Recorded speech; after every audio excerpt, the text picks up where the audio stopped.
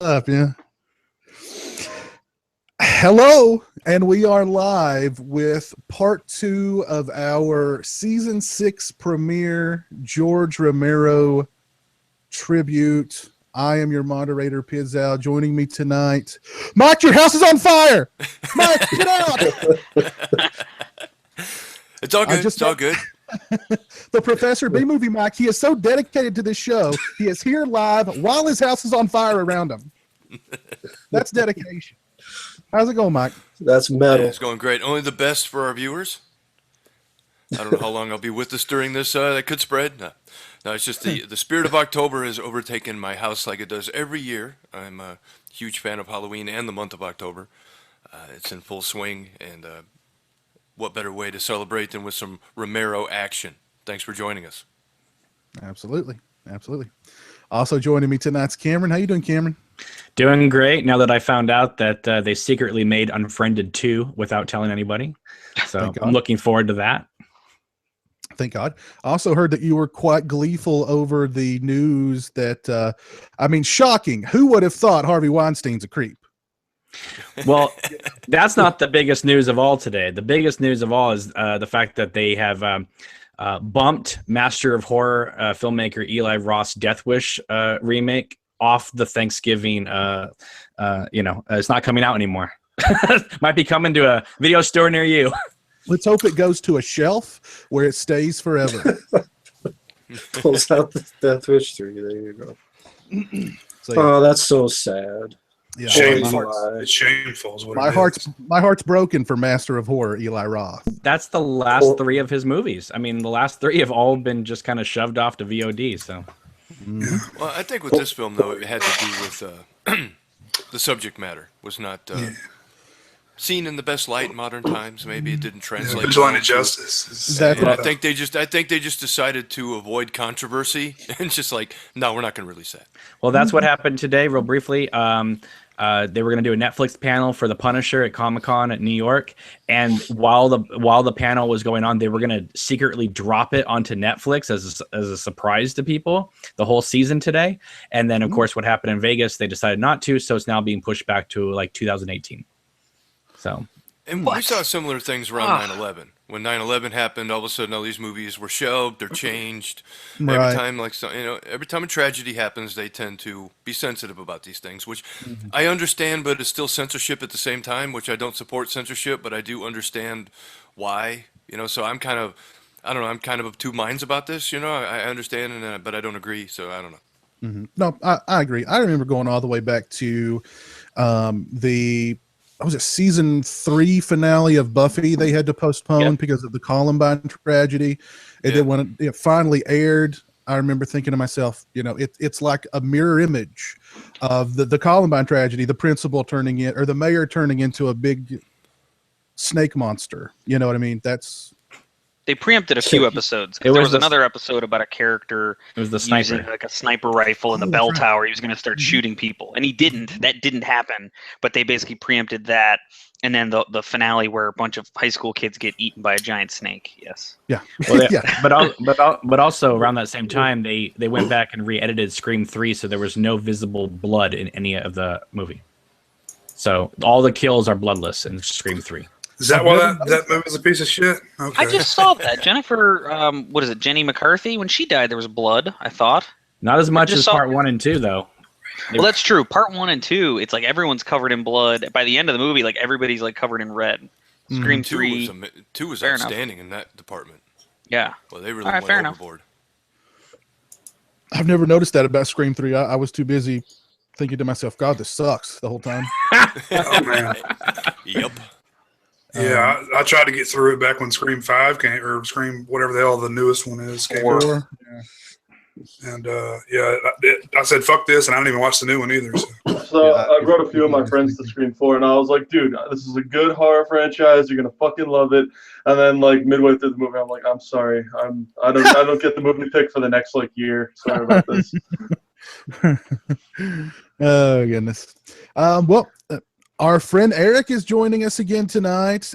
He had to skip out on last week's show, but he's here now, avoiding that pink slip. How you doing, Eric? I'm doing great. Hey, guys. How have you been? I've been great. I missed last week. I was on vacation. My first one in, I don't know, maybe 2-3 years. Good stuff. Enjoyed some new Netflix shows. Ozark. I checked out the pilot. You know, that's all Orc ever does is checked out the pilot. So he and I could probably have a conversation about that. And also Tin Star with Tim Roth, which is one of the new Amazon Network shows, which is really good. I watched a few episodes of that on the plane. Okay. So good stuff. Yeah. Cool. How was your summer? We didn't get to catch up last show. How was your summer? You know, life, work, did a little tiny bit of writing, but good stuff. Yeah. Fun time. What was your favorite movie of the summer?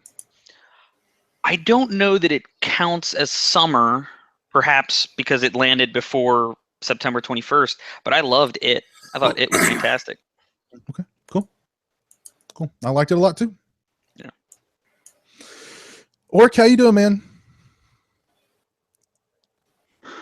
I'm doing good. Rambo, are you ready to take it over the top? Well, I fucking am. Let's go, son. Woohoo! Orc is drinking an entire 2-liter of Diet Crush soda.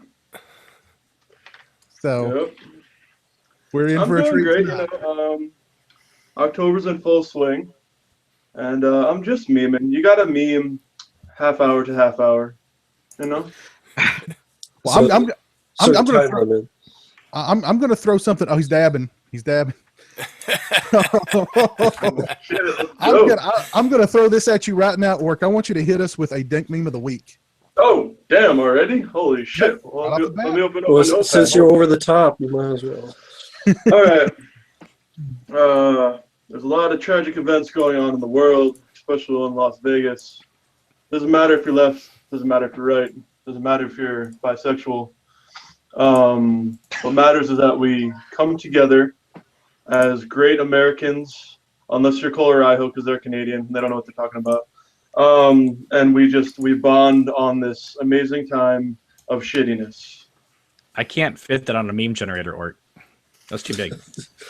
Well, Wall of text. Just like no, but what you need to do, just you know, you can like buy a Glock if you want, but just don't buy an assault rifle because that's bad. Well, I don't know where I'm going with this. Sorry, I just fucked that up. We're oh my god. We'll pretend like that didn't happen. That's so beautiful. Should be on a Diet Crush. We're on the side of it. Thinking of which, I did just check the video page, and it looks like the chat is disabled.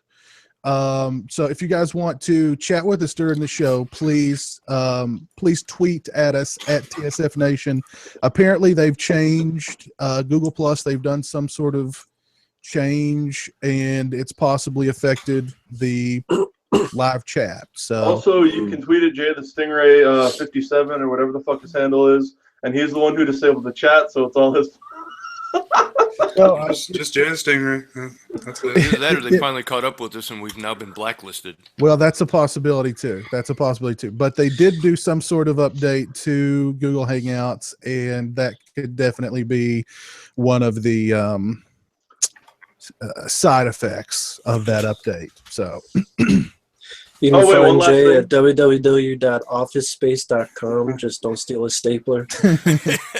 One last thing, guys, I made a Patreon. You can donate if you want more memes in your life. And if that doesn't work, I have a PayPal link because that works too. I also accept Bitcoin. I won't buy heroin. What's the minimum Patreon donation that we can make to your Patreon work? $69. It gets you the I'm still alive perk. I'll tweet like every 5 hours with something stupid, and that lets you know that I'm still around. So that makes your life better as a whole. Are your Patreons, are they privy to exclusive memes? That's the real thing. Yeah, you know, I throw out a mixtape every week. You know, I'm just doing it like Kanye West. Like people are trying to like take my house and my 5 cars and shit. Jay-Z's trying to kill me, but you know, we're gonna make this shit work. We're gonna make it right. Nothing like being in debt $20 million. How's the Don't Just Dream It Meme It shirts? How are they coming along? I mean, just like there's so many people that just don't want you to make it. The man's just trying to shit on you constantly every day. But I'm gonna get those copyrights. I'm not gonna pull Night of the Living Dead. I got this shit. Okay. Contact Eric had t-shirt. to fucking leave. He's just disgusted. Oh my god. Contact T-shirt Joe. He's the Sausage Factory's official T-shirt manufacturer, and tell him that you want an Orc Don't Dream It, Meme It shirt. I'd get one. So, those are going to be hot. Those will be hot. I'm telling you. Oh man, could you imagine that shirt with Orc dabbing on it? That's going to be a huge seller. Yeah. Orc, you got to make a noise so that the camera's on you when you dab. Okay. I'm dabbing. I'm fucking really dabbing right now. Down there, Hillary Clinton. Also with me tonight is Rambo Raff. How you doing, Rambo? Doing good. Thanks for having me on here again. Always a pleasure. Always a pleasure. Have you been? Doing good. I don't have any dabbing or anything or any orange crush or where the hell Orc is drinking nowadays. Diet Crush, really? Luckily, because there's something in that crush. I don't think that's all crush. I think there might be some promethazine in there because the Orc is acting a little odd tonight. There's something crushed in it, but that's a possibility. there's cocaine. Also with me tonight's Jay the Stingray. How you doing, Jay? What is up, guys? I guess other than the obvious problems, yeah, things are going good. Did you get your coffee allowance back? Fun yet? night so far. Do I? Yeah, your coffee. Get your coffee allowance back yet? Oh, yeah, I did. Sorry. Here it is. What are we What drinking you tonight? rocking now? This is fucking cold and stale. It's I like that brand. Like some Nantucket blend in here. Okay. I'm gonna get a refill here in a minute. What are you vaping on tonight, Mike? We totally overlooked that. Oh, the usual. Jam Master. My favorite, my Jam Monster Strawberry. Okay. It's the shit. Love Okay, good. Cool. All right. Well, of course, tonight is part 2 of our 3-part George Romero tribute. Last week, we discussed George Romero's seminal Dead films. We talked about Night, Dawn, Day, even Land, even Survival, and Diary. Tonight, we're going to talk about the rest of George Romero's filmography. And then next week, we are going to do a live commentary for one of Romero's big 3 Dead movies, and we're letting you out there in Sausage Factory Nation pick which one of those movies you want us to do a live commentary for. Follow the link in the description or head over to pizzelle.com/Romero and vote today. I will take a look at the poll right now, and we'll see what the results are. And as of right now, we have had 100 total votes. In third place with 21% of those votes is Day of the Dead. I'm kind of surprised by that. I'm surprised by this poll just overall. In second place with 37% of the votes, Dawn of the Dead. And in first place with 42% of the votes, because Rambo Raff said this was his least favorite, Night of the Living Dead. Can I just say, people out there, you guys suck, and you guys are failing, and you need to change that vote to Dawn or Day, and you need to retract. This is like the election; you need to retract. I think Russia is coming in and mixing with the polls, and I blame Russia for this. God damn it, guys! Come on, you don't want Night of the Living Dead. You know that. Come on. Be serious. It's the easiest one to get a hold of, is because of the copyright. That's true. That's true. It's on YouTube for free, I'm sure. It's all over the place. I've also just been notified that the live chat is actually up and running now. So that's good. That's good. The live chat is available now. So, but yeah, if whatever movie of the big 3 George Romero Dead movies you want to see us do a live commentary for, vote for those now throughout the show. At the end of tonight's show, I'm going to be calling it, and next week we will be doing a live commentary for that Dead movie. So, how do you guys kind of want to approach this? This is probably a conversation we should have had before the show, but do you guys want to go through the Romero sort of filmography, or do you guys just want to talk about your individual favorite non-dead Romero movies? I don't know. I watched a lot of them. I kind of like to talk about some of them. Okay. I wouldn't want to think that effort was for naught. I totally understand. I know I did a lot of. I went back and watched quite a few of Romero's films. A couple of them that I'd actually never seen before, and a couple that I really liked that I wanted to go back and revisit just for tonight's show. And there was one or two that I just ran out of time for. I just couldn't get my hands on. So why don't we start with 1971's There's Always Vanilla. That's actually a movie that I wanted to watch for tonight's show. I've never seen it before. And I wasn't able to get my hands on it. I understand it's not a horror film. It's about abortion. A coming of age. It's a coming of age story. It's on YouTube. That's where I watched it. Oh, yeah, you could just.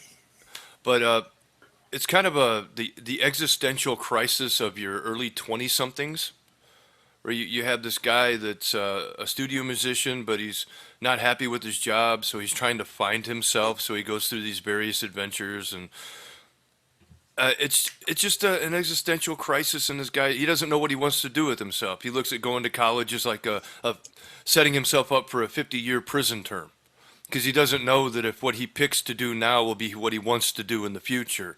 And he's afraid of trapping himself into something. You know, to him it's a big deal to make these decisions. How he doesn't understand how people can just, I'm going to go to college for blah blah blah, and then they just go through life doing that without seemingly taking a second thought.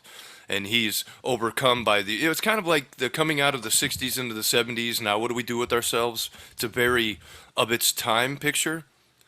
Lots of sex, drugs, and rock and roll and 60s influence in it. George said it was his least favorite because the writer had abandoned it mid-production. And you can kind of tell that it was piecemealed together because there's this ongoing narration, almost interview style with the main character, to kind of keep you, informed on what's going on. Like sometimes he'll go, I don't know what I was thinking here, man, but sometimes things happen. It's kind of weird, but there's this scene with him and his father toward the end where he's like, some people go into an ice cream shop and they have a specific flavor in their mind and they cause themselves problems when it's not there. But sometimes you have to understand that there's always vanilla. So it's kind of maybe what you think you want to do, isn't as good as, because vanilla will always be there for you, whether you reject it or not. So I don't know, it's kind of a pseudo-psychological study of that kind of stuff. And I didn't know what to think about it going in. I had never seen it. I expected not to like it. I'm not a big fan of hippie stuff. But I thought it was, it actually, I went through that. I think my generation's movie would have been Say Anything. Mm-hmm. Where he didn't want to process anything or sell anything that was processed, that kind of a thing. I really enjoyed it on a different level. It had some humor in it. The lead character is actually charismatic. I don't know. It's not terrible. Of course, it's of its time, and that may throw some people off. But overall, I was surprised. Okay, cool. Has anybody else seen There's Always Vanilla? No. I had no idea that it was on YouTube, or I would have watched it. I know it's going to be part of that big 3-disc or 3-movie set that Arrow's putting out later. I think it's There's Always Vanilla, Season of the Witch and the Crazies, right? Yeah. Okay. It's called From Night Till Dawn. Exactly. Yeah, From Night Till right. But they leave Martin out. So. They must not have been able to get the rights to Martin, I guess. I'm not sure. But yeah, I wanted to check it out. But it doesn't have Martin in it. Why would you even want it? Well, that's okay. Well, Night and Dawn. I don't know. Let's see. Oh, it has Night and Dawn both in it? Or is it the films in between? Yeah, it's in between. It's the films in between, yeah. Those two, yeah. Well, I saw There's Always Vanilla and Season of the Witch was selling on a dual DVD for like outrageous money on Amazon. Right now, that's like the only way to own it. And I was like, no, thank you. Yeah. Well, I may have to go back and check it out if it's on YouTube. I did get this. Well, I've tried watching Season of the Witch twice. Let me preface this. I've tried watching Season of the Witch twice. I can make it about 20 minutes through, and then I'm out of it. It's pretty damn bad. Is it all like lesbians and stuff? I haven't ever seen it. No, it's about a bored housewife who gets into witchcraft, That's and hot. that's about as far as I've gone into it before I kind of zone out. There's a ton of Cinemax movies that start that way. But it's the very original title, I guess, was With Jack's more Wife. scissoring. Jack's Wife. was the original, and I guess from what Romero said, that they played up the horror aspects of the film because of his Night of the Living Dead, and because There's Always Vanilla was a bomb. So it was originally titled Jack's Wife, and they decided one of the distributors to distribute it as a horror film. And yeah, there you go. It's prequel to Jack's Bag. But just so the audience knows, this isn't the Silver Shamrock movie. No, it's not. No. Yeah. It's very Halloween 3, yeah. it's very kind of artsy. I think it was definitely Romero trying to, it had a lot of hippie elements in it too, but hippie artsy, which is an odd kind of combination. But I don't know. I just can't. I tried it twice. I just can't get into Season of the Witch for some reason. That's the only one of his films I've never seen. And it was available on YouTube, and then when I went to watch it, it was gone. I was like, oh, damn it. Has anybody else seen Season of the Witch? Yeah, I don't know. Tom Atkins is pretty good in it. But The other one. Or Oh, the I other like when Tom Atkins bangs all the young ladies. Pretty cool. yeah, dude, that's pretty dope. It's I mean, nostalgic, man. I can't grow. I always like. All right, this is another topic for another day. But yeah, it just gets the panties to drop every time. Anyways, what we're talking about? If anybody out there watching has seen Season of the Witch, let us know your thoughts on it, or There's Always Vanilla. Those are two that really. There's Always Vanilla I wanted to see. I just didn't have the opportunity. And Season of the Witch, I gave it the old college try. I just couldn't make it. They just seem like two films I just have little to no interest by a majority of people to watch or see. Yeah. And Well, I I think- understand. Just lately I've been watching some Toby Hooper films, and some of those are hard to get through too. But notice It's a how all different these story. movies came out between Night and Dawn. You can see why he had to go back and make Dawn of the Dead. Well, he, like we talked about last week, he never wanted to be a horror movie director. He just wanted to be a director and make stories. So he thought that was possible, right? So he goes ahead and he makes Vanilla and he makes Jack's Wife. Those aren't doing too well, so he kind of dips back into the pool with the next film. And then the next film, and then by then he's like $1.5 million in debt. And somebody had asked a question about whether he lost money on Dawn. No, actually, Dawn saved his ass because he was $1.5 million in debt and facing bankruptcy, but he didn't want to do that. So a producer buddy of his said, "Well, hey, let's Night of the Living Dead's a cult classic now. Let's do one." So that's why Dawn was made in the first place, was to kind of make back money to pay back the investors from the previous films that had bombed. So that's when he kind of, embraced what he was, I guess. Where he was like, screw it, that's what they want, that's what I'll do. But these films in between were his attempt to tell other stories. But the next one coming up, I really liked it. I watched it. I think it's available on YouTube as well. Yeah. The next one. Yeah, definitely. Is this O.J. Simpson Juice on the Loose? Is that what we're talking about next?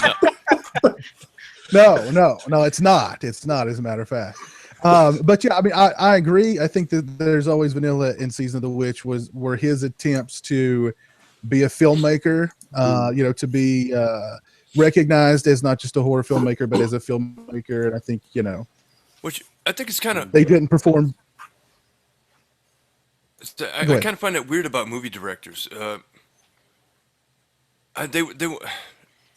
When you're good at something, that's kind of what you do. I mean, when AC/DC puts out a record, it sounds like AC/DC. Or when a band does something like that, but AC/DC doesn't put out a country record, then they don't put out a jazz record, then they don't put out a funk record. A lot of successful bands have found their niche and they stay with it because that's what they're good at. But movie directors seem to be, I don't know, they're just, it's illogical what they want to do, in my opinion. Because you see when they step outside of the genre that they're good at, how it doesn't fare well, but they've convinced themselves that they can do it. It's just, I don't know why it's such an insult. I mean, Mozart was perfectly happy doing classical music. You know, he didn't, and his thing was to make the next piece better than the piece before that. So I don't understand the thinking. Comedians are like that too. They all think they're dramatic actors, and dramatic actors all think they're comedians. It's a weird wiring situation that I don't understand. I think it's just like he didn't really intend on being a horror director. It's just what, you know, kind of launched him into the public eye. It's what he ended up being good at, ultimately.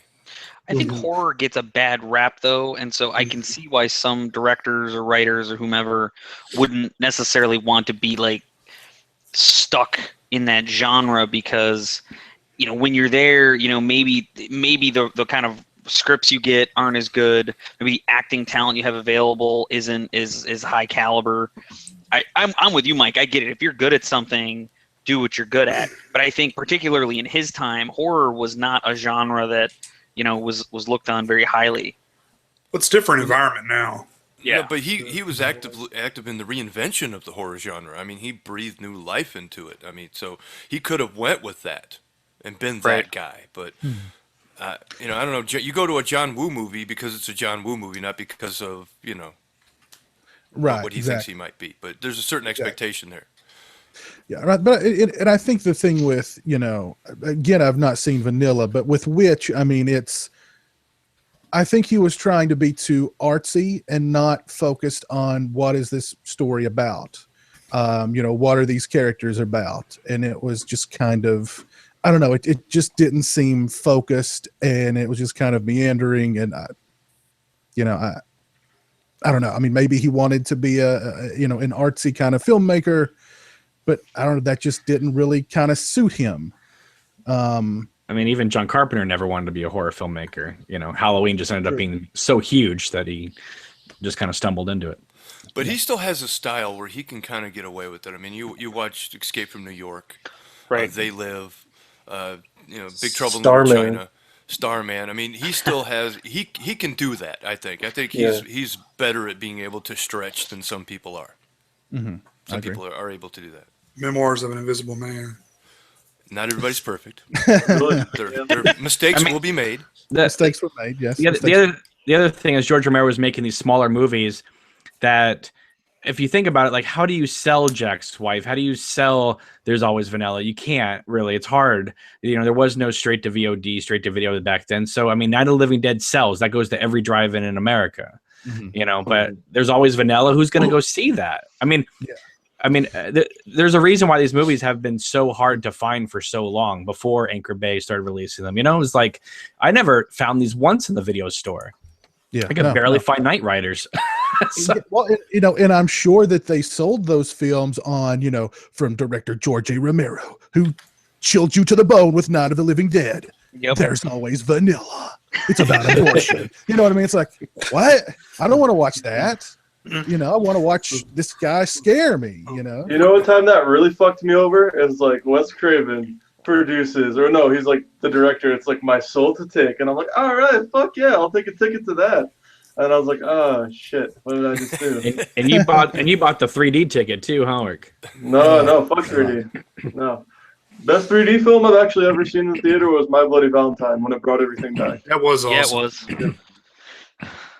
Betsy Rue is My Bloody Valentine.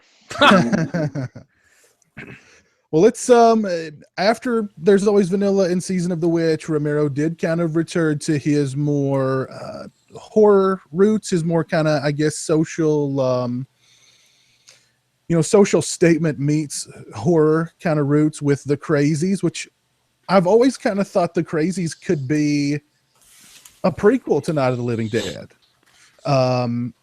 And I've always really enjoyed The Crazies, and actually rewatched it again this week for the show. And I think it stands up. It ends kind of abruptly, but I really like The Crazies. What do you guys think? Do you see any connections with Night of the Living Dead with The Crazies?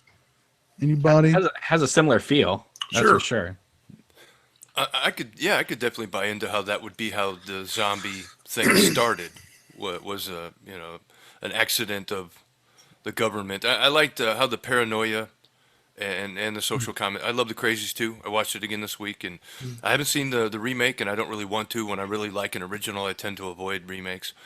That's one remake I actually really like. I enjoyed the false how these people in this town had a false sense of right and a false sense of security, and then when something goes wrong, they really figure out, when it's too late, exactly how fucked they are. Biological warfare and how these things can get out of control, and I thought it was well balanced as far as it kind of reminded me of other disease type films like Warning Sign or something like that, but this was more on a governmental cover up type thing, almost like a Return of the Living Dead where they nuke Louisville. It's kind of one of those situations where there's acceptable losses, and when it comes down to it, you really don't matter to the government, and how that can people that aren't aware of that could like chill them to the bone at just how unsafe they really are, and even their local authorities cannot protect them. And that I don't know. I enjoyed it. I thought the Crazies was great. Yeah, definitely. Anybody else fan of the Crazies? Richard Liberty, who knew? Oh Holy yeah, shit! That was pretty brutal. I mean, for '73, I was like, wow, they went there. Yeah, that was good stuff. I like the Crazies. Okay, I think the pacing's a little off, just in my personal opinion. It's a little bit too slow for my taste. I thought I think it was just okay. I actually like the remake more. I'll admit that. Me too. And there's been other films like Warning Sign or other films that I just liked it done better in those movies. It's just I think with the Crazies, the characters don't really do much for me. I mean, I'm not going to say they're awful, but I can't really even remember any of the characters or the actors, like the main set of survivors or whatever. It didn't really draw me in whole much, but the premise and the men in the white suits, and I thought it was okay, but it's not like a favorite of mine. I thought it started out pretty like right away as far as getting into it. There wasn't a whole lot of build up. It was within the first 10 minutes. It's already started. And then and then it's like the failure of the government and the communication, and how the one guy that thinks he knows everything finds out that there's somebody else that knows more, who finds out that there's somebody else, and everybody's getting lied to and fucked around, and it's the chain of command and how far the bullshit really goes. And it's dated, definitely. I have seen actors from that movie pop up. He's kind of like John Carpenter in a way. If you watch enough of his movies, you're like, oh yeah, I saw that guy in this movie, and that guy was like the one guy in Day of the Dead who plays the soldier that's losing it. He's in Knight Riders. He's in the guy who played Martin's in Knight Riders, and he's also in Day of the Dead. It's like, holy shit, you start seeing the troupe that he has put together, which is pretty cool. So I don't know. You develop a familiarity with these people, so that when you see them in these other movies, you kind of feel like you already know them. So maybe the characters kind of seemed more real to me because of my familiarity with seeing the actors in different movies. But I don't know. Definitely of its time, low budget. 73 though, I still think it's I wouldn't call it a landmark film or whatever, but I don't know. It seems when you compare it to other films that came out in that era, I think it stands out. Yeah, I see a lot of night and dawn. I think in the Crazies, in the paranoia, in the trying to figure out what is going on, and the just the conflict between those who think they know and but really none of them really quite know, and just the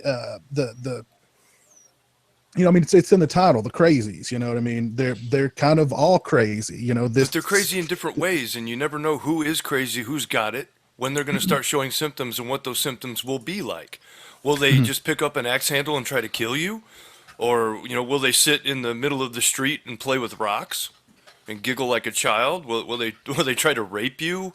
I mean, everybody reacts crazy in their own different way. Yeah, and it kind of turns the town into a mental asylum in a way. And those who don't die just become permanently crazy. Yeah. But all in different ways. And I thought that was kind of interesting because it was, the whole brother against brother type thing. You don't know who's got the illness and what's going to happen if they get symptoms. And I don't know. I was intrigued. Yeah, me too. Yeah, I dig it a lot. Anybody else? Cameron, Eric, Orc, the Crazies? I've only seen the remake. I'm sorry, Mr. Romero. I didn't see either one. I saw it one time years ago. I liked what I saw. It definitely seemed like a movie that could be improved with the remake, and then the remake came out, and people seem to like that a lot. Which is directed by Brett Eisner, right? Michael Eisner's son, the one-time head of Disney. One thing I think is funny about the original is that all the ADR was done in the basement of the latent image.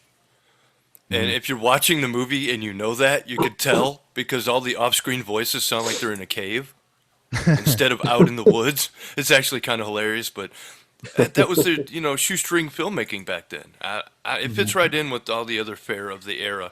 Now, yeah, you compare it to modern films, of course, it doesn't hold up as far as production quality and acting and all these other things. But for what it was at the time, it was. And, Romero did a very smart thing shooting in Pittsburgh where he lived, because he actually doubled, maybe tripled his budget every time he made one of these movies, because so many people would come out and help him. So even though he didn't put that much money into it, there's more. It looks like it's much bigger than his budget allows because so many people wanted to help him. I mean, when we talked about Dawn and Day, I mean, people would show up for $1. It was $1 payment to play a zombie, and you would get hundreds of people doing it. You would get some kind of commemorative item and $1. Yeah. Like a hat. So I was a zombie or something. Yeah. Yeah. So I mean, during this whole time, Carpenter was trying to, tell him to go to Hollywood and come out there, and he refused to do it because he had everything right there. I mean, you're talking about latent image and stuff. I mean, I've seen a lot of the industrials they've made, and they did a detergent commercial that they talk about a lot. I mean, it's hilarious to see how they, this kind of team of ragamuffins all came together and helped each other out on different projects and that type of thing. And then as the movies got bigger, they all kind of start going their separate ways. So you can kind of see Romero, even though I enjoy a lot of his movies, you can see aspects of his filmmaking kind of becoming harder to do because he didn't have all that extra help from all his friends. I think they all kind of helped each other move forward. And then once they started splitting up, you can tell because they all didn't produce things like they used to when they were all together. Right. And then when he tried to go mainstream, they wouldn't take some of his friends because and some same thing happened to Savini, who was working right with Romero during the apex of his career, the 80s or whatever. His buddy Nicotero that got his start working with Savini went on to become bigger than Savini in the global marketplace. He played the game and went mainstream, and KNB, and that's why Savini didn't do the effects on Land. Because George jokingly said that Universal wanted somebody they could sue. And Nicotero had a corporation. He had an entity. So that's why they got the job for Land and not Savini. So all of his friends kind of got pushed aside in a way. Because when you do the grassroots filmmaking, unless you're willing to join the union and play the game, you pretty much get kicked to the curb. And he was always loyal to his friends, and that always ended him putting him in the middle. And that's why he ended up in development hell for the 90s for the most part. Kind of feel bad for him if you kind of see the projection of his career. You're pulling for him, but it's you either play the game 100% or you just say screw it. Yeah. Well, let's move on. Let's talk about Jay the Stingray's favorite George Romero film, the documentary O.J. Simpson, Juice on the Loose. Tell us all about it, Stingray. And this is 20 years before OJ chopped a bunch of heads off of white women and stuff. So, this is well before its time. So, yet again, George Romero striking while the iron's hot, just setting the stage, white Broncos run amok. I've never seen this one. You've said it all, Stingray. You've said it all. No, I mean, what is that? It's just talking about OJ playing football? I guess. I've seen it. Yes. Love this. I don't know. It's just kind of weird. Because, I mean, the juice was on the loose, literally. He was a big deal back in the football days. He was, yeah, he was. It was loose in more ways than one. Like the amount of chicks he was fucking, and then like people that was killing, crazy. What a lifestyle. But I don't condone that, kids. If you're young, you know. You said it all. Yep. You said it Okay, all. which brings us audible. Here we go. Mike, what's your wise words of wisdom for this week? I need some advice. Help a fucking noob, you know, dumbass like myself get some advice. Oh man, you caught me off guard. With all the shit that's going on in the world, I think wisdom has exited stage left. Just try to be yourself. Don't follow groupthink. Be logical. The same things I've always said. I'm kind of at a loss for words with the things that are going on. You know, it is what it is. It will get better. The world's going through growing pains right now. Our brains have not caught up with the technology we've created.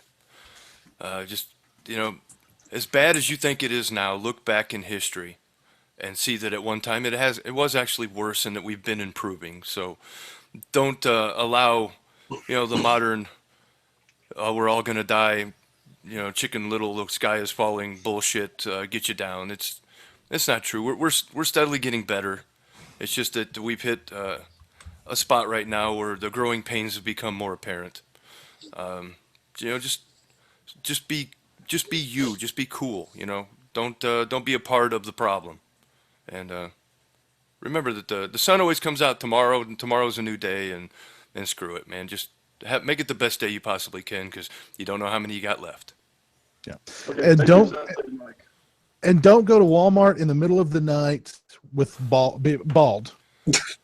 Don't be a I have returned to my more natural haircut in hopes that has died down. I am not, repeat, I'm not a Nazi. Never have been a member of the Ku Klux Klan.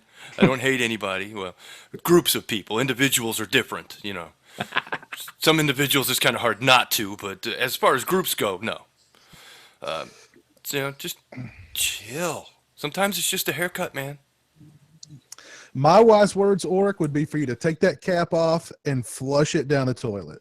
Got him.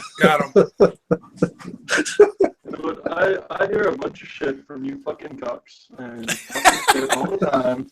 And I'll change my hat. You know, I'll rep where it all started, where the abortion should have happened. There you go. Under the sea, under the sea. Well, let's move on and let's talk about a movie that I think is totally overlooked and underappreciated in the George Romero filmography, and that's 1978's Martin. What do you guys think about Martin? Love it. Definitely retains some of that artsiness that you were talking about. I liked it. It's a strange flick. It's like it's hard to describe. It's just like this guy that thinks he's a vampire, might possibly be a vampire. I don't know. There's flashbacks to an earlier time when maybe he was a vampire, or maybe that's just in his mind. I don't know. It's a interesting flick. Definitely. I would say the home invasion scene about midway through the film is probably the best set piece of Romero's career. Like in terms of directing and tension, with Martin just going from room to room and playing with the phone and messing with the guy, messing with the woman. I think that's the tightest he's ever edited of like a section of one of his films. That's, yeah. I mean that I was actually rewatching the film today, and I'd forgotten how well that sequence was done. That entire sequence in the house. That's a really good. I mean, and Mike, you said it. It's Romero still sort of experimenting with being artsy. It's a character study. It's kind of a deconstruction of vampire movies, and it's also just, you know, like a whole family with like severe mental illness. You know what I mean? Like the old man going Nosferatu. You know what I mean? And it's really a sad movie too, I think. It's a character study. Yeah, yeah. I don't know. There's something about that movie I've always really liked, and I think that's one that when people talk about Romero, it's even his more known non-zombie movies. That one kind of gets overlooked, I think. And it was one of Romero's lifelong quests to track down the 3-hour work print that somehow disappeared. So what got released was what the distributors wanted. So they cut it down to 90 minutes. That was not his preferred cut. So he'd always been looking for that 3-hour cut, which never happened. I think I'd actually even heard somewhere, I may be mistaken about this, but that Martin was his favorite film of his. Mm-hmm. Mm-hmm. Yep. Usually they are the ones that directors put a lot of work into and then does not get appreciated by audiences typically are their favorites. Well, I think that's why his favorite Dead movie is Day. Mm-hmm. Yeah.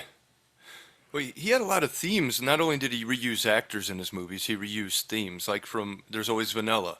The guy is searching for his identity, doesn't want to join up with what society thinks he should be, pressuring him into getting the good job. Maybe he doesn't want that. Well, Martin's from a crazy family, trying to find an identity. He's just as crazy as they are, so he goes to the opposite extreme that they are. And he through his films, even Bruiser brings back to those lack of identity themes that just go throughout his films. Interesting. Rambo, Stingray, your thoughts on Martin? You don't go ahead, Jake. Nah. You don't like it? No, I didn't. I don't get it. Yeah, I like Martin a lot. I think it's kind of interesting. Again, I think it's kind of before its time because it really is genre bending type of film. It's not really a straightforward horror film, but it has horror elements, and you don't really know is he a vampire or not? He's just got some mental problems. But yeah, it's a great film. John Amplis does a great job. It's kind of interesting. He wanted to do this one all in black and white also. Which I was like, man, George loves some black and white, doesn't he? And of course, the producers, the money behind the film didn't really want to go that way, because I think they still kind of do frown upon black and white. Yeah, film. Yeah. But I mean, you make an interesting point in that is he a vampire or is he not? In his head, he is. But that's probably because his crazy grandpa's pounded it into his head for all these years that he's a vampire. So he's like, I must be. And like even the grandpa's like, there's a scene where he's looking through like a photo album and he's like, we have this curse in our family and the Nosferatu, there's been 4 in our family, and this one committed suicide and this one blah blah. And I'm thinking, well, she committed suicide probably because you guys were gonna jam a stake through her heart. So you know what I mean? Right. And don't forget the satirical edge of George Romero playing a chain-smoking priest, Catholic priest. Oh, yes. who loved wine. He was all about that wine, I remember. Yeah. Well, and the subtext of Martin is, of course, the control of organized religion over the populace. Right. That was kind of where he was going with this movie. And like from what Jay said, he was ahead of his time on a lot of his films. But he did not have the budget or the support to fully realize his vision. So what we got was, the low budget, the best he could version of it, which wasn't always suitable for the masses. It wasn't the polished things that they were used to. But he was ahead of his time many, many times. He was a visionary, but unfortunately didn't have he wasn't a cutthroat guy. Maybe he was too nice. Mm-hmm. Yeah. Because, nice guys finish last for a reason, right? Because you're not willing to fuck people over to get ahead. Right then, and he was the nice guy, so he ended up taking the back seat most of the time willingly because he thought that was the right thing to do. That was within his personality, and I think that really had a negative effect on his art. But in a way, it gave heart to it. I don't know. It's weird when you study him and his movies and his philosophy. It's a very interesting guy, really cool guy, nice guy. A little, I don't agree with everything, but that's okay. You know what I mean? Because it was still interesting to me.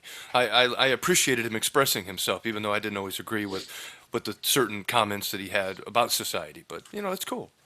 That's why when he was thinking, right? That's why when he passed, there wasn't one person, fan or someone that worked in the industry that didn't have one unkind thing to say about him because he was so nice, right? But at the same time, yeah, I mean, it's like you said, he was so wanting to do right by so many people that he stayed in Pittsburgh maybe a little bit too long than he should have, and I mean, it probably wasn't the best thing for his career, but he seemed happy, so he didn't care. Yeah. Now, Orc, I know somebody shared with you the movie. There was a link to the movie on YouTube. It was shared with you. You have no excuse for not having watched Martin. What's your thoughts on Martin? Martin Lawrence is a pretty good actor. Nothing to Lose is all right. I like Blue Streak. That one's pretty funny. Shanae. Nay. I'm here with the pizza. I got the pizza. What were you doing? Oh my god! But did you see A Thin Line Between Love and Hate? That you directed as well. I've seen Redline. So you lost. I can't unsee that. Okay, Orc, what's your favorite Martin Lawrence movie, Orc? Got to be Nothing to Lose. Yeah. No, it's not. It's Black Networks. What, no Bad Boys? No Bad Boys 2? Oh, Bad Boys, yeah. Well, I mean, if I got to go to the local big joint, Bad Boys 1 and 2, Pain and Gain, and The Rock are my go-to jams. If I want just lens flare, just fucking woo, all over the place. What are we talking about? I don't know. We totally do. Michael Bay, J.J. Abrams, Martin Lawrence. You're all over the place. I asked Orc a serious question, and this is where it leads us. Anyways, but going, if you guys could just fucking stay on topic and not spam the chat for 2 fucking seconds, you guys should see Super 8. It's a great movie by J.J. Abrams. What? You said J.J. Abrams, Jay. What the fuck? You said lens flares. Okay, well then I said Michael Bay. I raised you. What were you doing between those hours after the link was shared with you and before the show started? I was trying to fucking find Cult of Chucky on Netflix, and there was success.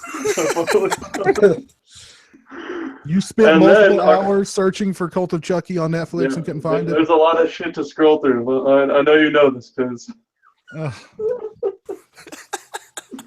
And our Canadian savior has joined us with all the Maple Leafs. Cole is here. How's it going, Cole? A distraction, Orc?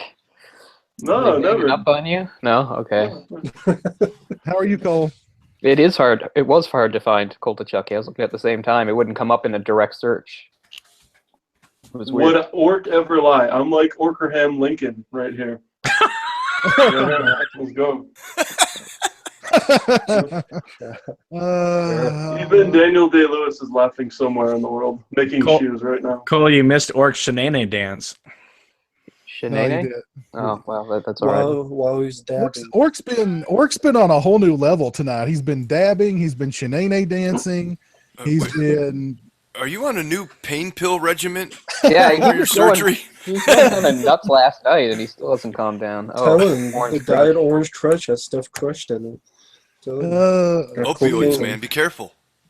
Does that have like bath salts in there or something? I've never met a needle I didn't like. Oh, Orc. Let me give a shout out to the guys who's watching tonight. Max Payne, Holiday Styles, Jason Lima, Stone Gassam. How's it going? See who else is hanging out with us here in the chat tonight. We got somebody named Martin who's actually joined us in the chat tonight who says he loves Martin because he is Martin. Okay, that makes perfect sense. That's why I love Friday the 13th so much. Yeah. Let's see. Movie Man 95 is here with us tonight. A lot of familiar names and faces hanging out with us tonight for this show. Thanks for tuning in, guys. We appreciate it. Let's do a quick check on the poll for our Big 3 Dead movie live commentary next week. Is that close tonight? Dawn of the Dead the gap has shortened between dawn and night. Day of the Dead is a distant third at this point. It's a two dead race between Night of the Living Dead at 42% of the vote and Dawn of the Dead at 38% of the vote. Only 4 votes separate the two. At the end of tonight's show, I will call it, and whoever is in the lead at that point, next week we will do a live commentary for that film. Vote. The link is in the description, pizl.com/Romero.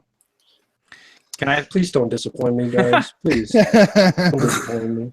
Can I throw out some awesome breaking news? Angelina Jolie is now out as the Bride of Frankenstein, and Gal Gadot, Wonder Woman, is in as the Bride of Frankenstein, Bill Condon's remake. I thought they went in haven't they pushed that back for a while? Yeah, I'm not saying shit.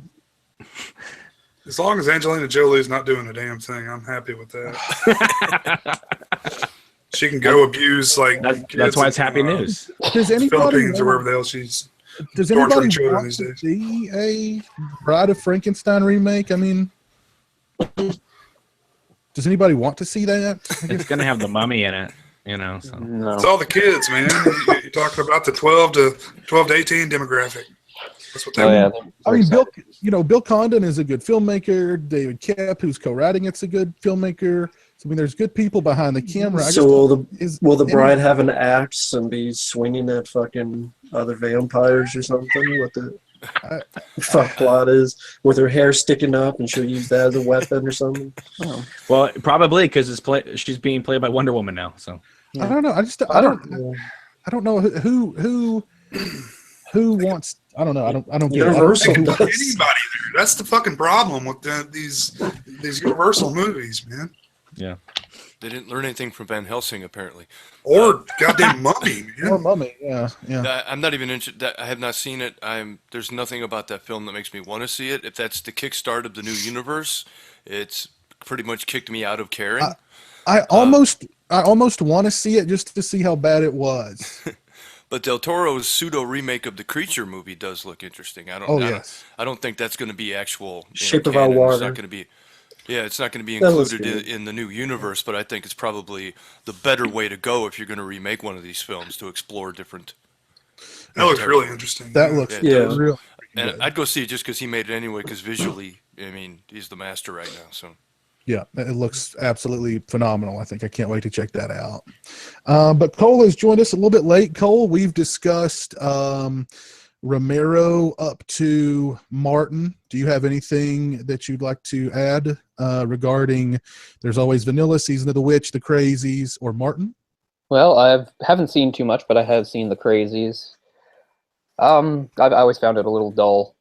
I think it's a good concept. I just wasn't really happy with the characters and the execution and stuff. It's not like it's bad or anything, but I don't know. It has it has a kind of a neat look. It has some memorable images, I think, like some of that stuff with like the gas mask and stuff like that you remember. But I don't know. I just found it kind of plodding, to tell you the truth. And I don't know. I'm sure it was like sort of a low budget movie, so I can't pick on it too much for some of that stuff. But I don't know. I just thought it was kind of slow, and I wasn't too concerned about the characters involved, to tell you the truth. So yeah, that was my big problem with it. I'm kind of the same with Cole. I thought it was a little kid. I get what you mean by the characters. What about Martin? Martin, I had never seen, but today I was watching some of it. I didn't get to see all of it, but what I saw it had me pretty interested. I thought it was an interesting concept for a movie. I liked the lead. I mean, I think we've seen other movies with a sort of similar premise, but it's different because he has like this uncle that is convinced he is a vampire and is always yelling Nosferatu at him, which is it's pretty funny. So yeah, no, it's interesting, and it's sort of a timely movie. It came out in '78 and stuff, and when a lot of serial killers were it was being more publicized and stuff like that. And you have an opening scene on the train, which I think was just very evocative of kind of people's fears at the time. These sorts of serial murderers that would go around and do stuff to women in particular and stuff. So yeah, I got about halfway through it. I'd like to see the rest. But I thought it was pretty cool. It seems to have a little more heart than his other movies. It seems to be a little more concerned with a character arc and maybe feeling things for characters involved and stuff. Because on the one hand, he's clearly some sort of serial rapist murderer. On the other hand, there's obviously some stuff that's really wrong with him, and he's in a really weird, bizarre family situation and stuff. And so, Yeah, I guess it makes you think a little more than some of his other movies. Again, though, there's a whole bunch I haven't seen. I've seen maybe half of his movies, and half of this one. So I maybe even the rest of tonight, I'll see the rest of it. But I was liking what I saw so far. I thought it was pretty interesting. Yeah, you should definitely finish Martin. I like Martin a lot. Should definitely finish Martin. What did you think of O.J. Simpson Juice on the Loose? I've seen so many O.J. Simpson things, but I haven't seen that one yet. Although I probably eventually will, because I watch most of the O.J. stuff. What's the slant on that one? We were just laughing about it because it's a documentary that he did in '74 about O.J. Simpson. That Romero did, yeah. Oh, so, Jesus! Wow, wow, that's awesome. 74? Was he in the NFL then? I think so, yeah. Or is it college star? Okay. Do we know if that movie has a interview with him, or is it just kind of a distant kind of documentary type of thing? Or is I don't know. Like... I'm looking into it right now. Well, O.J. Simpson, yeah, it looks like an interview, yeah. O.J.'s in it as himself. O.J.'s in it. Oh. Yeah, a lot of Buffalo. AC Cowlings is in it too, of course. Wow. Oh, we got to track this down. Isn't he the Bronco guy? Yep, he's the Bronco guy. Yeah, I don't know football, but I know the case. Yeah, that's crazy. That reminds me of that rap lyric. I'm down with Drake, like AC is down with OJ. It's hardcore. That is hardcore. Does OJ? Does Cole Brown star in it? Let's move on. Let's move on to Night Riders, which Night Riders is a movie I saw years and years ago. I don't remember anything about it. I did not have the chance to rewatch it for this show, unfortunately. Anybody thoughts on Night Riders? I just watched it very recently, a couple days ago. Again, Romero kind of ahead of his time. It was about LARPing. Wow. Which has become a huge thing now, but back then it was primarily medieval LARPing. But these guys, instead of using horses, used motorcycles. And they would travel around doing like Wild West shows, like like in the old days, but they would be riding around doing medieval shit on motorcycles. They had the king and the queen and the Black Knight, but it was all just a bunch of friends that would party like carnies, right? They had the guys that sold the necklaces and the clothes, and they all like traveled together trying to make money, kind of like carnies. And it was the drama how some of them wanted to go pro and take the corporate money, and some of them were more about the purity of the calling of the night or whatever. They were like following. They were actually trying to follow the code. The code, yeah. They were all about the code, and the other guys were about the money. Chivalry.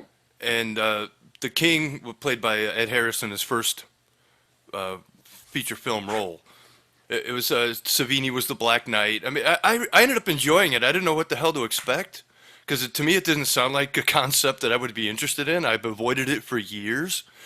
But for this show, I went ahead and watched it, and I was pleasantly surprised. I actually got into it. Again, you see a lot of repeat actors from, that guy was in this movie, that guy was in The Crazies, that guy was, so I don't know. It's like you see a bunch of friends making a movie together, and maybe that added to the fun factor for me. I mean, it's not it's going to set the world on fire. It's not like a great film, but I kind of liked it. I mean, I thought the story was interesting. The characters, people that go to conventions and stuff like that. It was, that kind of mentality. I don't know. It was ahead of its time, because LARPing, I think, was still in its infancy at this time. Nobody really even heard of it, but now it's more mainstream. But definitely check it out. It's an interesting watch. It's got some good stuff in it.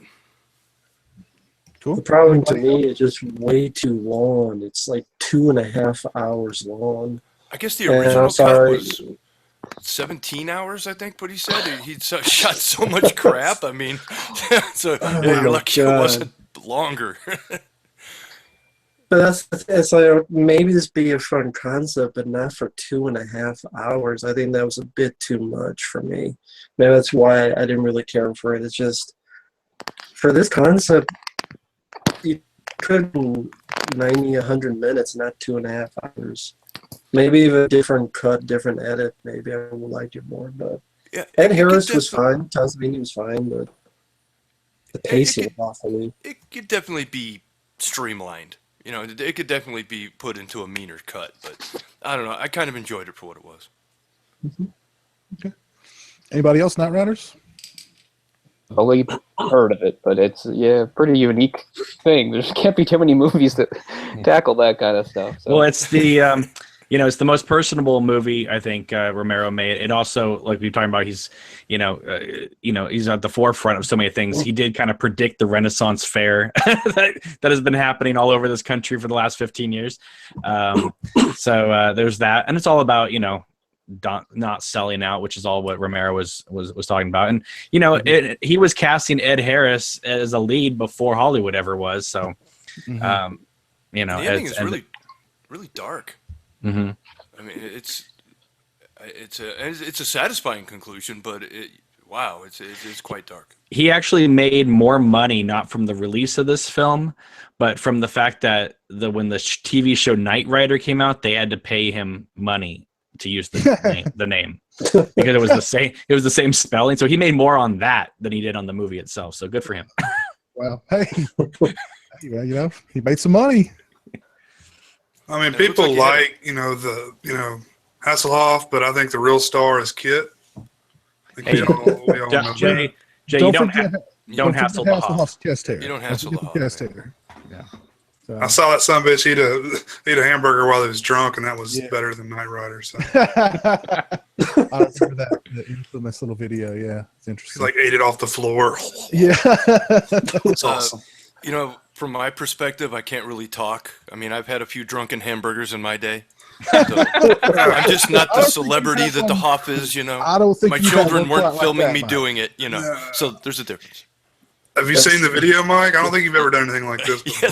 Yes, I have, and yes, I have. Okay. Future video sausage factory for my drunk with a hamburger.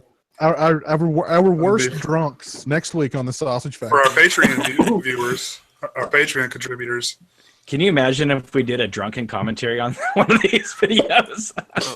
My worst drunks are actually stories I hear from other people because I don't remember them. So not much to tell. But just use my philosophy. If you don't remember it, it never happened, right? Yeah, exactly. It's what Hopper said about the 60s. If you remember the 60s, you weren't there. I don't know if that holds up in a court of law, though. I didn't do it. Nobody saw me do it. You can't prove anything.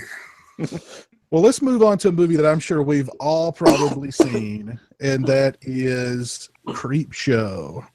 And this was the first film that united George Romero with Stephen King.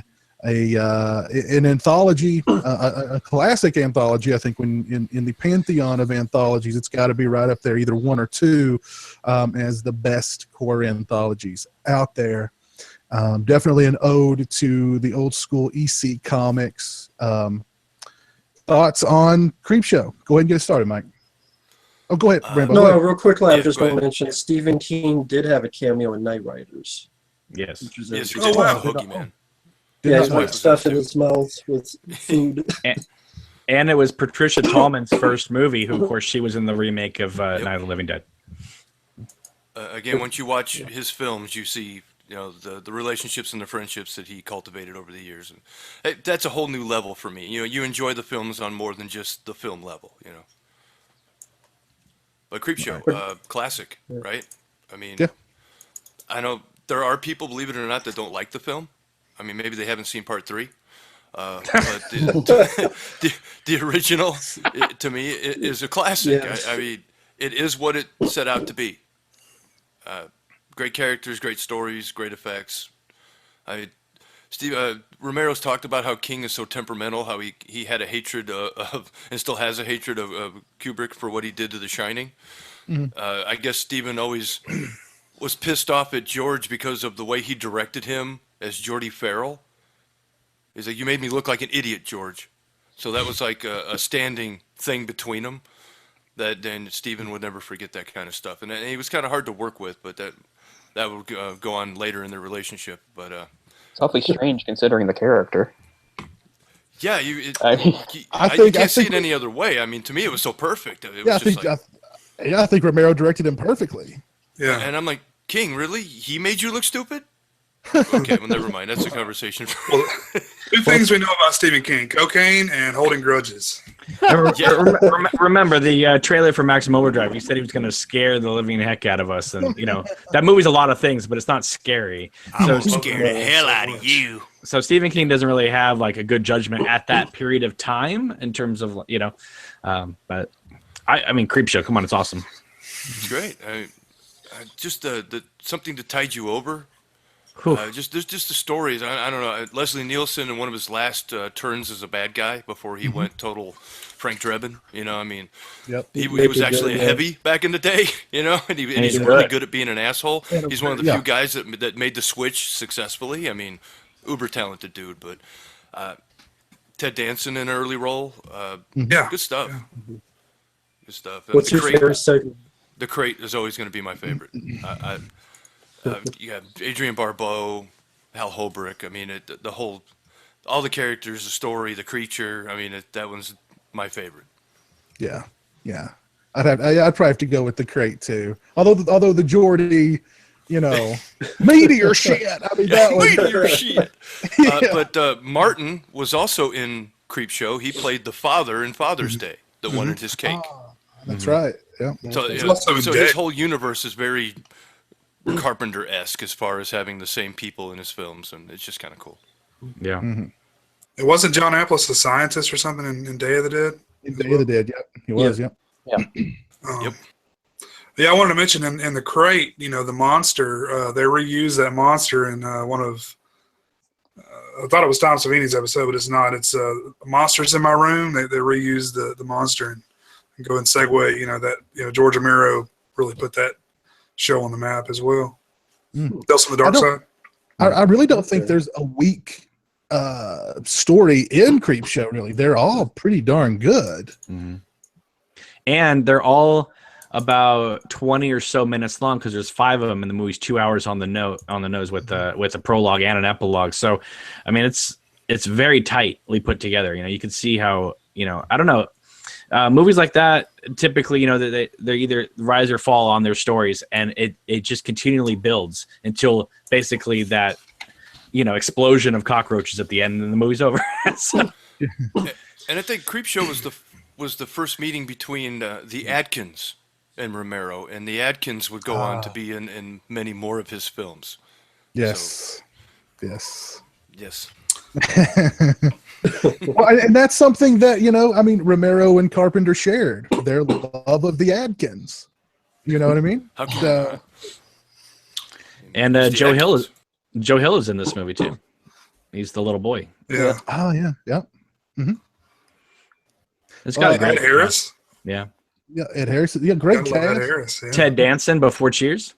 Yep. But I remember this movie mostly because when I was a kid, it came out in one of those Warner Brothers clamshell VHS box, and the video store prominently displayed it, which is not normally what they would do with horror movies. So even then, I knew this was a popular film. So I mean, it was one of those movies like American Werewolf in London where mainstream audiences rented it. It wasn't just in the dregs of the horror section of the video store. It was on the main shelf for people to rent. So you knew it was popular. And although I like some of his other films, I'm going to have to say that Creepshow is my favorite non-dead film of George Romero's. Yeah, Galen Ross is in there. Yep. Is from Mad Men fame. Oh, yep. I don't know that. Dawn fame. Yeah. AKA Alexis Dubin. But yeah, Creepshow is just I can't think of. All of the stories are good. They're all directed with this kind of just energy, and it's just fun. It's just a fun movie. Anybody else thoughts on Creepshow? Really enjoyable. The only one I didn't care for was the first one, Father's Day. All I remember is Ed Harris taking like 5 minutes to watch a gravestone fall on his head, and he doesn't move. But at least that was the first one. So the rest, I thought was really enjoyable. I thought the cockroach one, being skittish of cockroaches myself, is very squirm-inducing, especially the finale when they just pop out of his chest.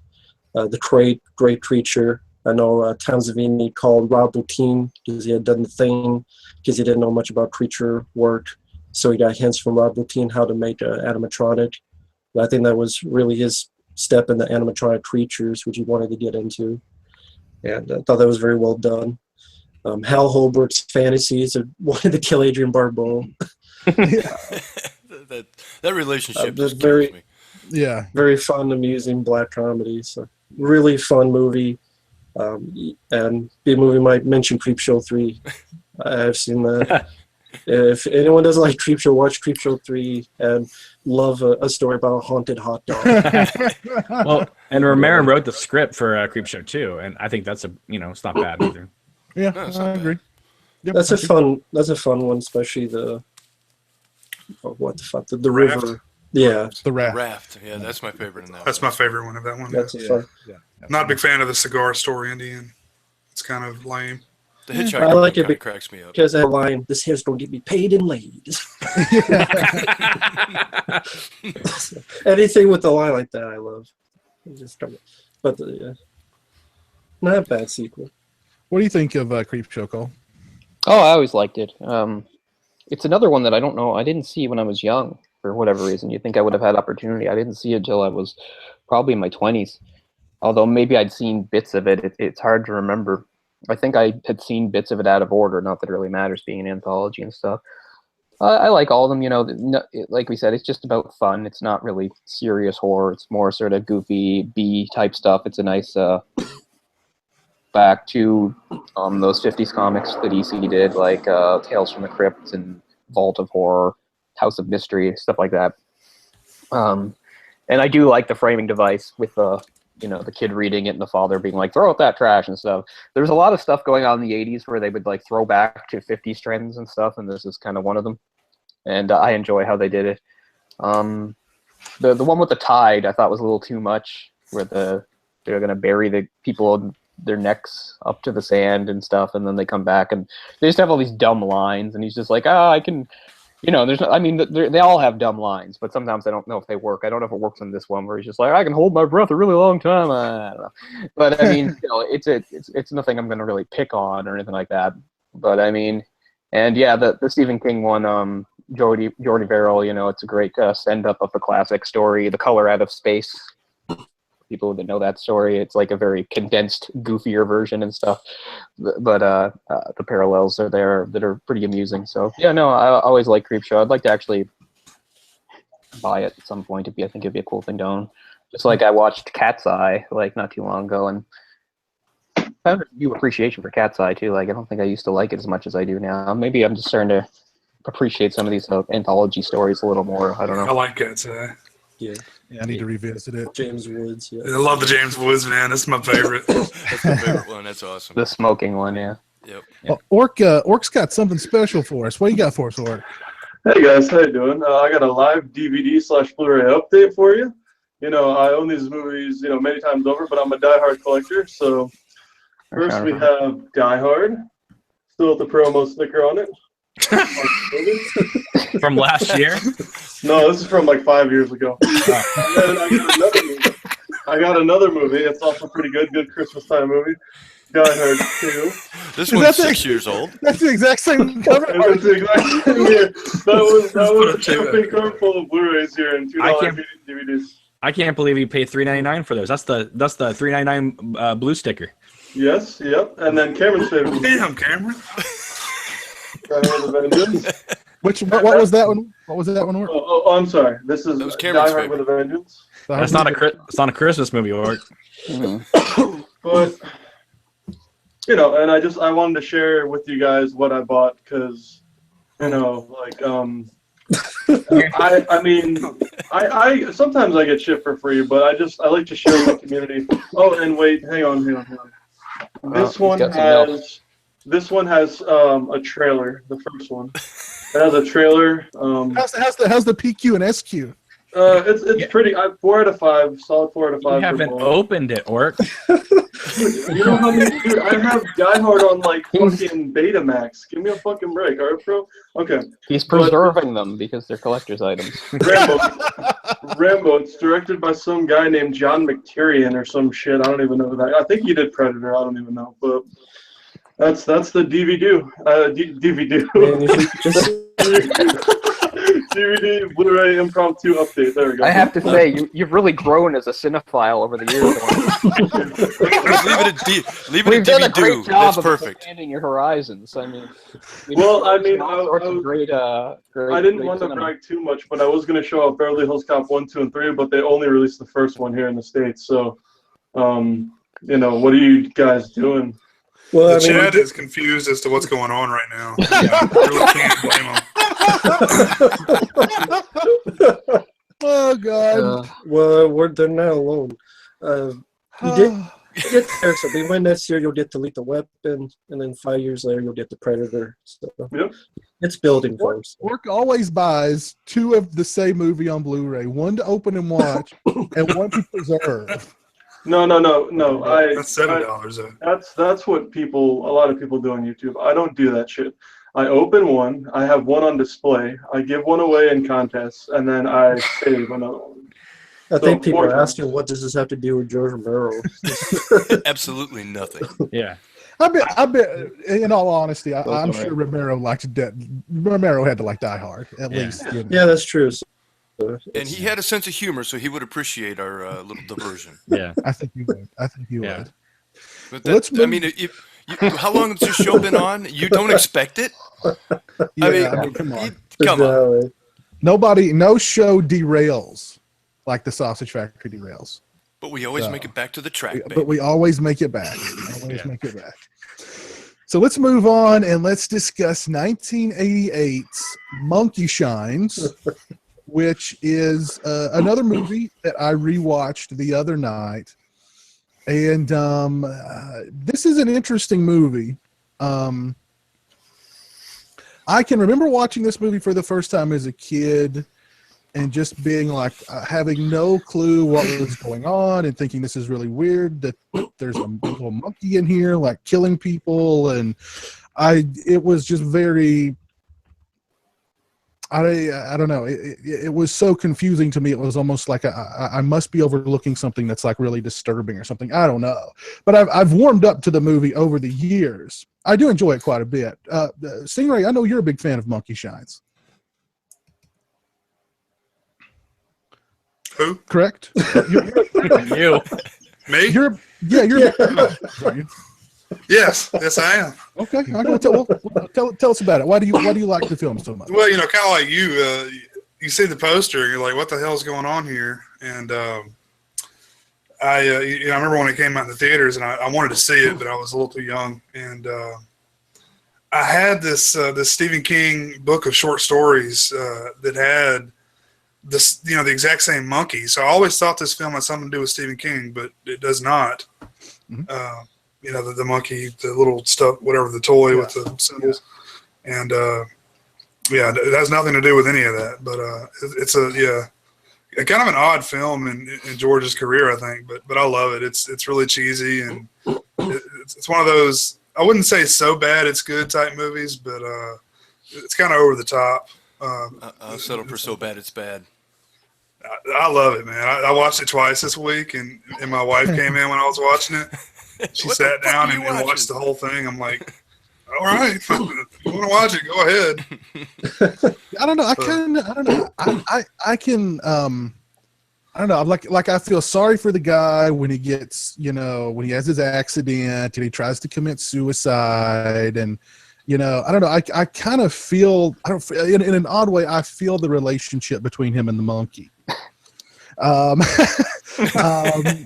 that sounds like BJ and the Bear. Was this written by Stephen King? Oh, no. It was based on a novel. It's based on a novel, which blows my mind. It was based on I just think Michael it's so Stewart weird. was the, as many movies as Romero tried to get off the ground, somebody was like, "Oh, so you've got a movie about a killer monkey?" here's a check for $1 million. Go make that movie. A guy in a wheelchair and a killer monkey. Let's do this. It was Orion. Yeah. Orion did it. Orion, and they went bankrupt during it, didn't they? No, they did during his next movie.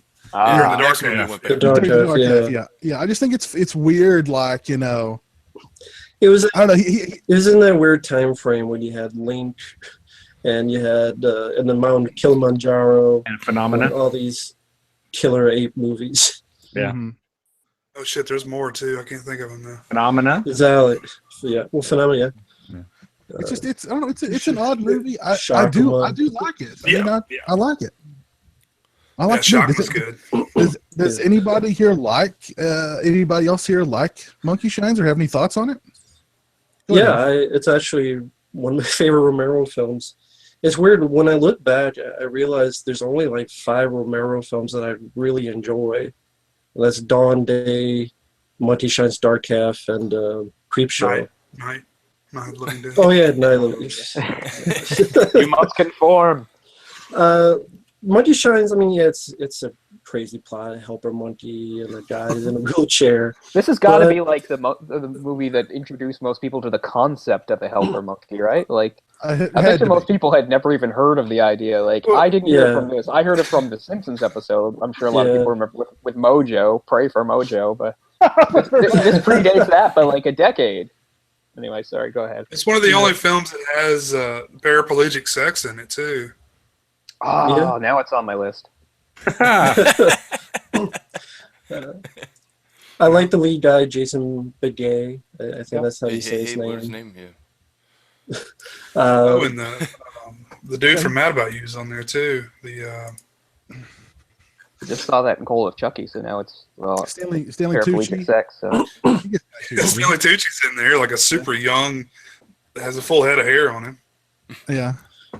Oh yeah, I thought the cast did a good job. The idea was fun for what they were trying to do. I was entertained by it. It's just the stuff that George Romero was forced, the sort of fake out stare at the end, he didn't like, which is a Monty version of Alien dream scene. I think the whole ending was kind of tacked on, like the happy ending where he actually gets his spoilers. He actually gets his ability to walk back. Yeah, he didn't want to end it that way, and they said test screenings. I feel like there's a lot that's been cut out and changed because if you notice that he actually has fangs at a few scenes in the movie, and what the hell's going on with that? I think his eyes. Yeah, the bond between him and the monkey because of this medicine that I think John Pankow, who's the actor's name, gave. It made sort of link between the two, and so it was like affecting both of them. I actually noticed his eyes changed colors at one point during the movie too. He started doing the Marlon Brando impression too. So, and I think maybe I was just reading into this too much, but there seemed to be one scene where it might have been around the time he got the fangs. I don't remember, but his they put some makeup on his face to kind of give him like a monkey kind of look almost. I didn't notice. I love this movie so much. God, I hate this movie. Well, I mean, I see a lot of things on a 4K television that I didn't see before, but it kind of looked like they done some like some makeup to kind of give his face that kind of monkeyish look. I don't know. It was weird. It was weird. I was just thinking like, okay, so he's turning into the monkey. But I thought it was well done. That was entertaining. And I liked how unique it was. It was unique and it was a bit different. And I thought the actors did their jobs well. The score fit the film. So I really enjoyed it. I remember when it came out, there was a lot of discussion in Fangoria, especially about whether it was a bad film or whether it was, a misunderstood masterpiece. That was like all around that time. And it just, and then, but everyone decided by just letting it sit on the video shelves. Like it never was rented out whenever I went in there. I did. I rented that fucker. I actually saw it in the theater. Go ahead, Mike. Okay. I saw it in the theater, the new Romero film. I'm there, right? And Horror we Master. talked about last week how the remake Dawn had the fast zombies and how that added threat and action to the film when they were never actually intended to be that way. They were just the catalyst for the drama, right? And the humans were the bad guys. The zombies were just there. Well, this is another one of those humans bad movies, right? The monkey taps into this guy's psyche and then acts out his rage by killing people. Human bad, monkey good, and victim. I don't know. It didn't play for me. I just didn't like the film. There were some funny anecdotes, though, that they had to wait till the monkey was in heat before it would do what they wanted it to do and be affectionate toward the lead actor. And they would have to bring it in covered because the first male she would see, she would bond with and be very affectionate and friendly toward. And George hated the monkey. So made shooting the movie a real pain in the ass. But either studio interference, maybe they should have let him go. Like you say, maybe there was a direction change and a tacked on ending. Maybe that's why I didn't like it. But there's just something about the film that I just never liked.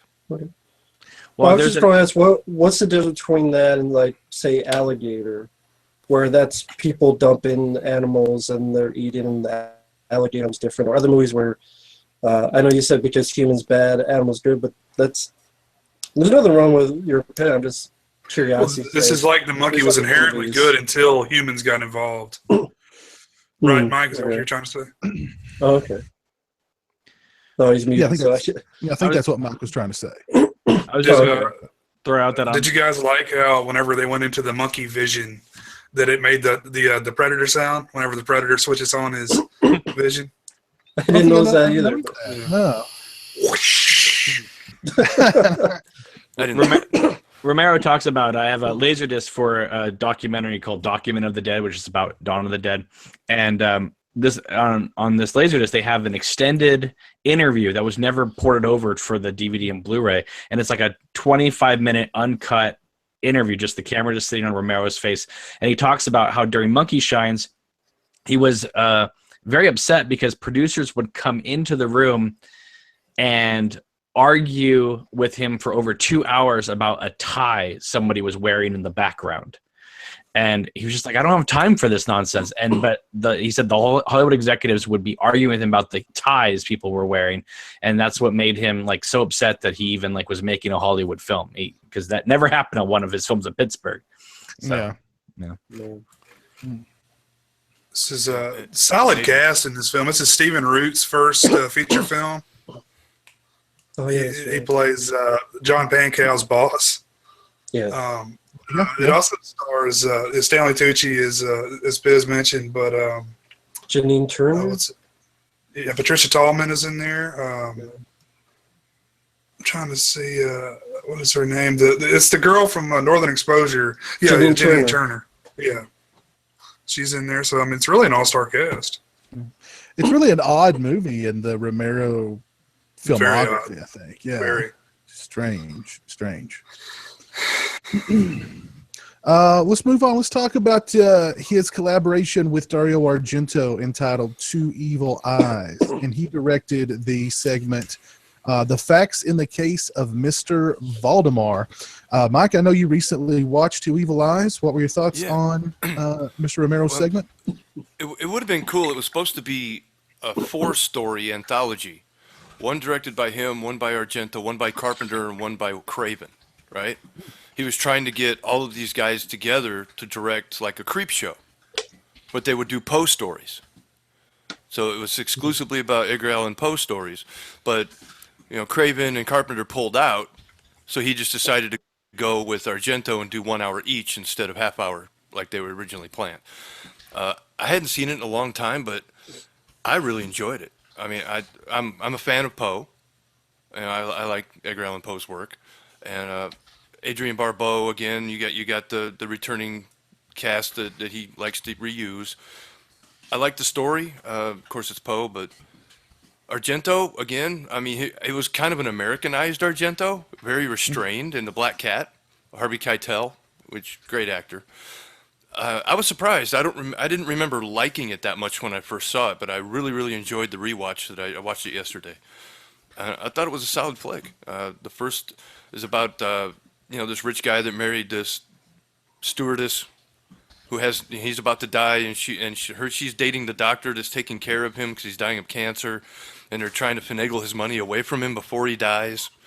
And the guy's a hypnotist, so I kind of like, spoiler alert to all this, but I like the concept of he puts the guy under hypnosis to get him to sign certain documents and to talk to certain people on the phone. He tells him what to say. Well, he ends up being under hypnosis when he dies. And they have to keep him alive, for 3 weeks before the rest of the paperwork can go through so they can get all the money. So they keep him in a freezer in the basement. And then he starts talking to them. And come to find out that he's dead, but he's asleep, and he's still under hypnosis, and he can't die until they wake him up. But at the same time, there's these others that are trying to use him as a bridge between the spirit world and the physical world. I don't know. I dug it. I thought it was cool. Black Cat was really weird, but it's Argento and his way of interpreting it. But overall, solid flick. It was 2 hours, but I didn't feel like it was too long.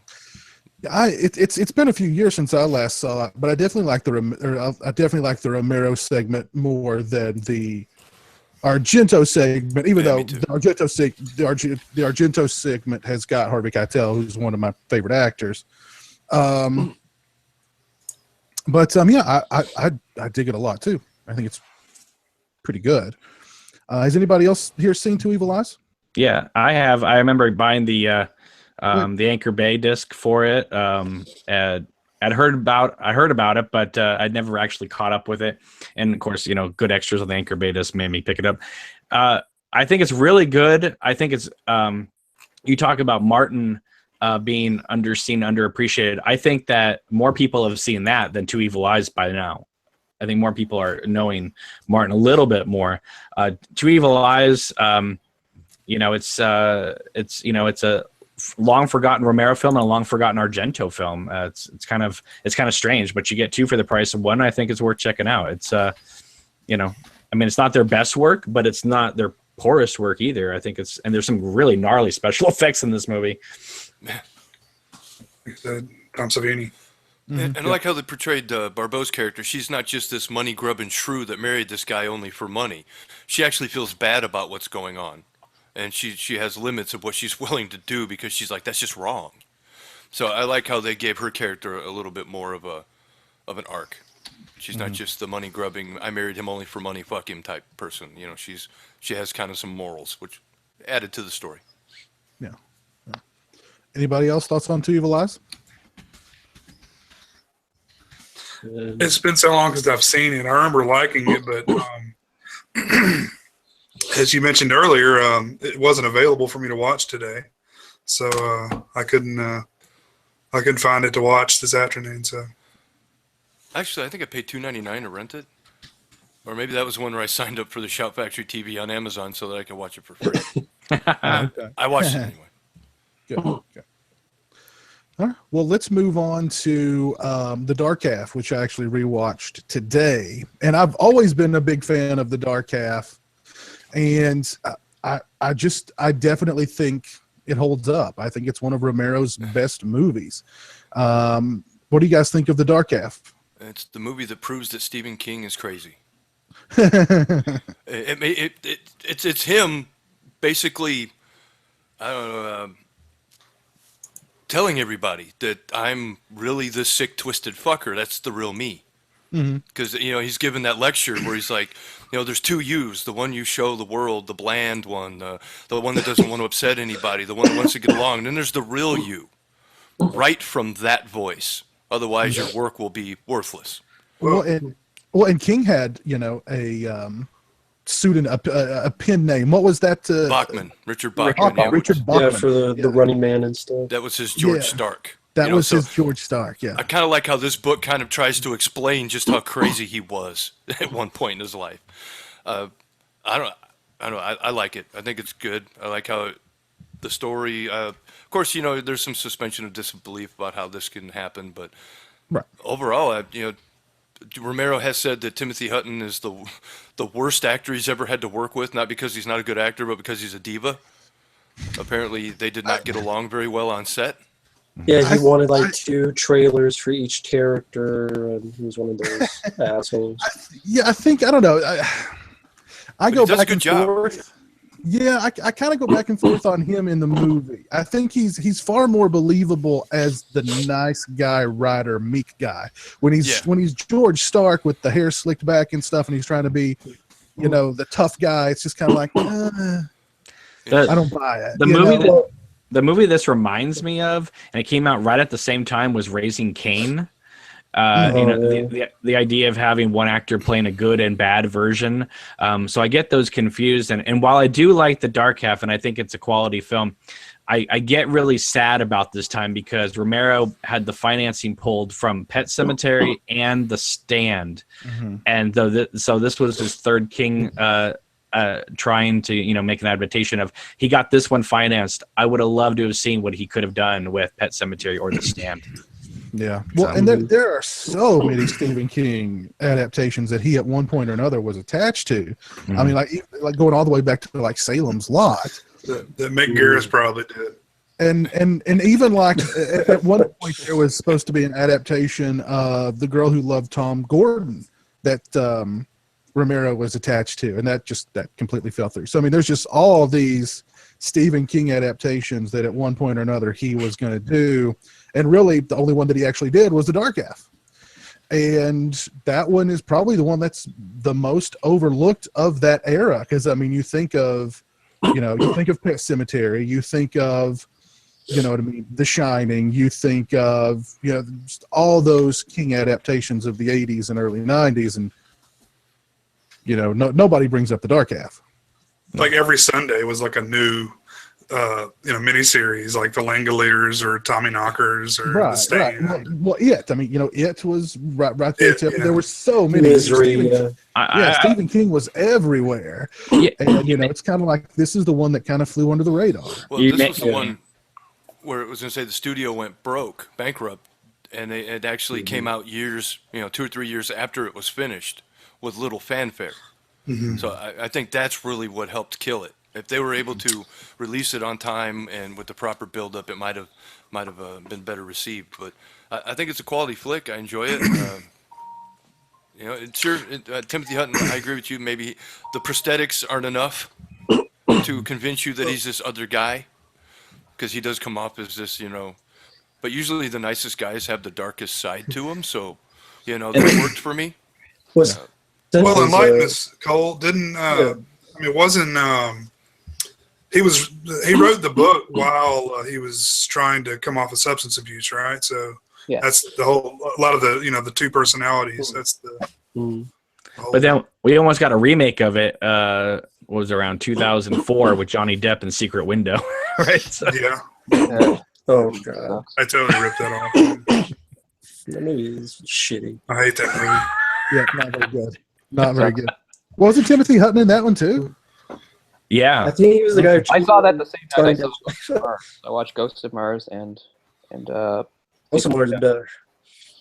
Ghost of Mars is a classic. Let's not be like John Turturro trying to be a Southern whatever the fuck he was. Now, Piz, doesn't the Scream Factory Blu-ray doesn't have like an alternate ending on there? I don't know. I've not picked it up. Oh, okay, I have it over there. I can look, I guess. The interesting thing on the commentary, George Romero mentions that one of the people he wanted for the lead is in the film, and I think, I like the lead, I like the cast, I like the movie, but one of his first thoughts for the lead was Michael Rooker, who's in the movie as the sheriff, and he does a good job as the good guy and the sheriff, and Timothy Hutton does fine, but I think Michael Rooker would have pulled off even more. Because he's a good guy in the movie, and could he have been a good enough guy though? I mean, he's perfect for the bad guy. I mean, he did good as the sheriff, but I don't know if he could have embodied the writer, the good side. Maybe he's a good actor. You never know. Earl might have been able to pull it off. That's one of his rare good guy roles, isn't it? That Cliffhanger, a few others. Yeah. But I mean, maybe because I like Michael Rooker more than. Timothy Hutton was fine, but Michael Rooker is a great actor. I think it would have been cool from the get this, but that's why they didn't do it, because the studio said no, Rooker would not be believable as a good guy because he had done Henry Portrait of a Serial Killer. So, yeah, I kind of disagree with you guys. I thought Timothy Hutton did a good job playing two different roles. No, I thought he did a good job too, but I mean, obviously playing the good guy, he's got that down, but I mean, he looked different enough to me, that all of the makeup and everything they did to him, especially near the end, they really made him fucked up looking gnarly. Yeah. But I think I think The Dark Half is one of Romero's best looking, like most well made films. You know what I mean? I don't know. It's very polished, very professional look to it. Yes, very much. I liked it a lot. I thought it was a really good film. And again, the catalyst for it is somebody's trying to extort money from him, which was, kind of a concept.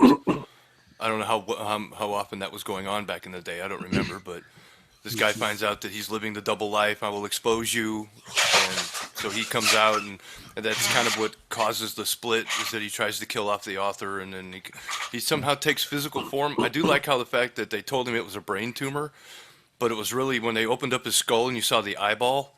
It was actually his twin. Yeah. And then the birds and stuff. I don't know. There's a lot of good stuff in it. Very Hitchcockian in some ways. Because Romero had spent some time on a Hitchcock film shoot when he was younger, and he was unimpressed with the master. So that's a kind of an interesting. And The Dark Half has a great poster too. I mean, I love the idea of all those birds that make up Timothy Hutton's face. Yeah. Like that was back when poster, there was an art to it. Some of the shots with the birds, the effects are dated. I don't know if it was budget, but the point came across, and I thought it was good enough to. I mean, at the end. Yeah, it got a little wonky there towards the end, but still good stuff. But really, a very underrated George Romero film, I think, and a very underrated Stephen King adaptation. Yeah. Now, Dark Half came out in 1993. Romero did not make another film until 2000. And during this entire time, he was trying to get, of course, the fourth Dead movie off the ground, Dead Reckoning. It changed titles over and over again. He worked on, let's see, when did he do the Resident Evil script? Was that in the 96, 97, maybe 98, somewhere in that region. So he was working on stuff this whole time, just nothing materialized. What eventually materialized was the film Bruiser in 2000. And now Bruiser does not have a impeccable reputation, but now I remember when that thing was coming out on DVD. My local video store, my Ma and Pa video store that I've talked about in a million videos, being the horror central. If you were a horror fan, this was video store heaven. I remember having a talk with the owner one day about Bruiser, and he was like, "Man, those things are selling like hotcakes. I can't get my hands on one." So video stores were buying those things up. Somebody made money on Bruiser. Because video stores were apparently buying those things up because it was the new Romero movie, and it was pretty much straight to DVD, straight to video. Yeah.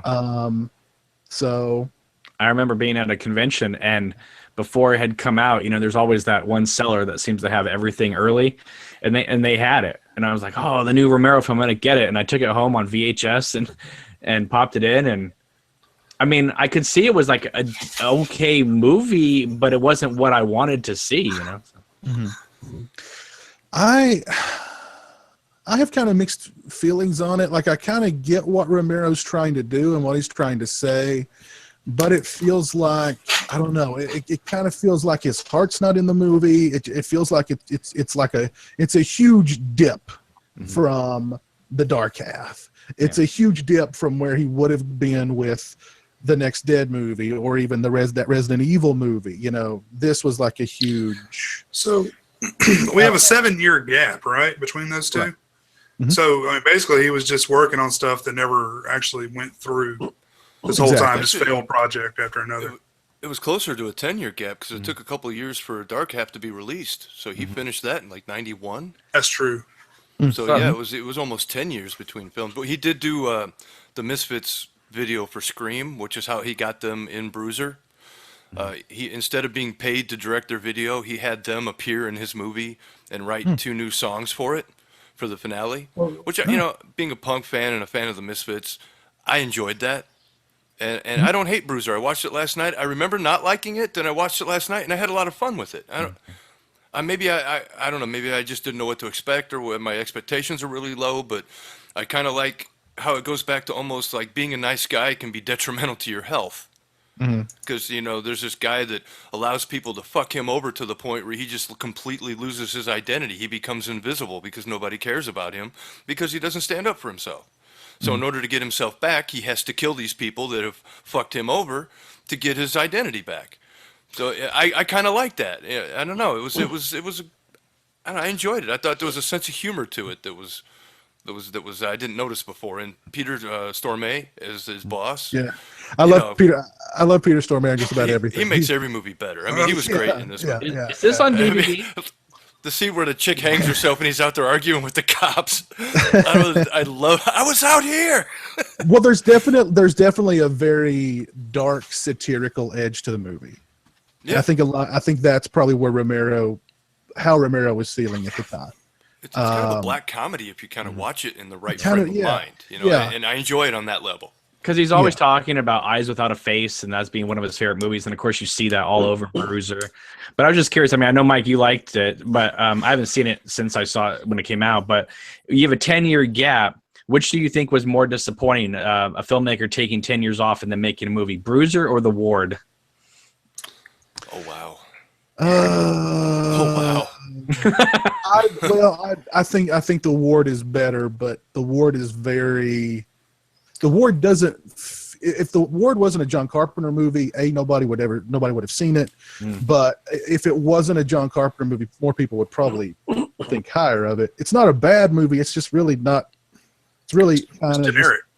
Kind of generic, and it doesn't look or feel like a John Carpenter movie. So I mean, anybody could have directed that. John Carpenter movies look and feel like John Carpenter movies, except The Ward. Well, yeah, and it was filmed in 1:8:5. And it's like, what are you doing, Carpenter? You're a 2:35-1 guy.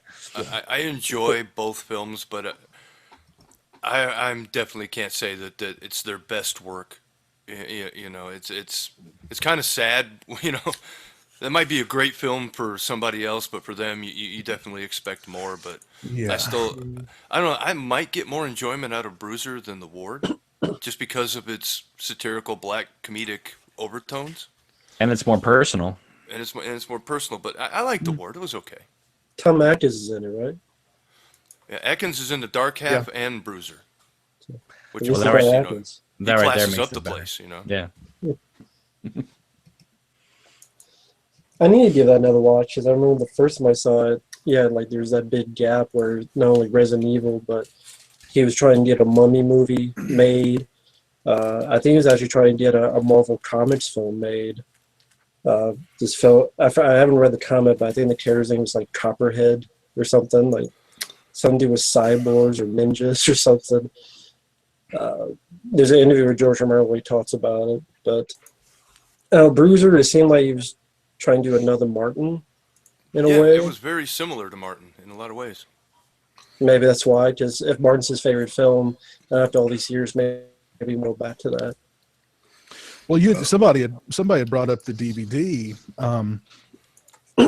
There's a couple of different DVDs out there. There's like a 4-movie generic, really crappy release. It's Bruiser and like 3 other really bad movies. And then there was one release that was a Walmart exclusive. Oh boy! But you bought the other release and you got Bruiser for free. What was the other one?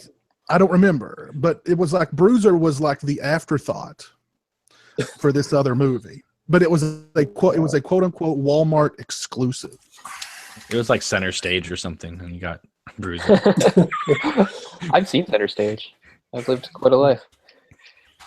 Oh, Cameron, I pulled up your favorite website, Rotten Tomatoes here. And I've got Bruiser here with a score of 67%. Wow. Fresh. I can't believe that many critics saw it. Ward, 33%. Ooh. Rotten. Wow. Rotten. Well, that sells it.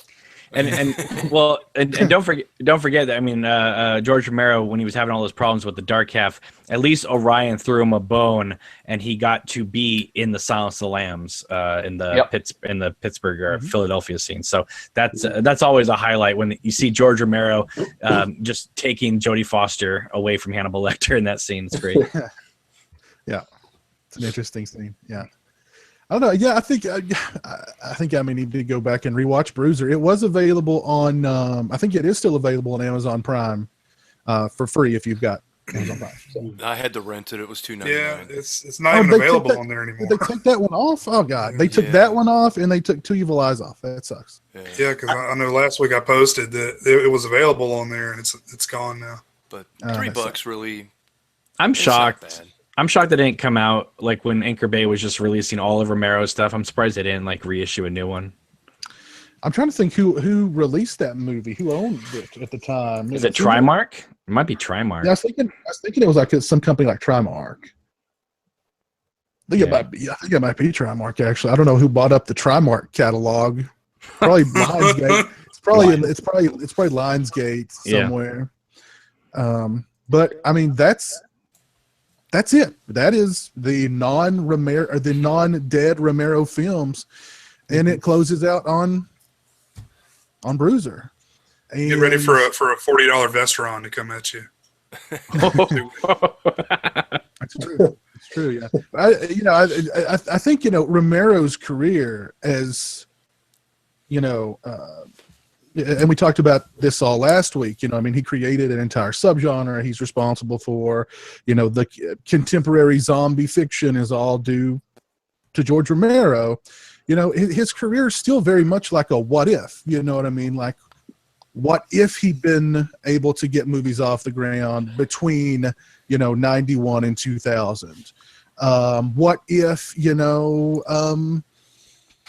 I don't know, one of his non-horror movies or one of his non-dead movies had been an even bigger hit. What could have, I don't know. As big as Romero was, I think his career, there's still a lot of what if, But go ahead, Mike. He spent a lot of time trying to find a studio that would allow him to make the movies the way he wanted to make them, because he was a real huge, collaborator type of person. Where he would be on a film set and it didn't matter if somebody had an idea, if he liked it, he would go ahead and throw it in. He would work it in. And that didn't work well within the studio way of doing things. They wanted, things hammered out in a specific way. And they were the ones that would give him, the advice of what they wanted rather than allowing him to do it organically. Art students have this thing called a happening where they just get together and spontaneously create some kind of art. I don't know, I'm not involved in that scene, but I've known people that were into it. That's kind of a way how he would make a film. He would just get together with a lot of people, have a script, and then just kind of make a film.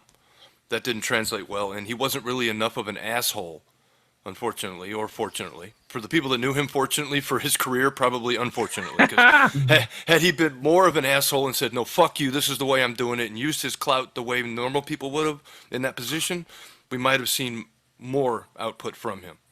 But he was a nice guy, and it just was against his way of doing things. Right. And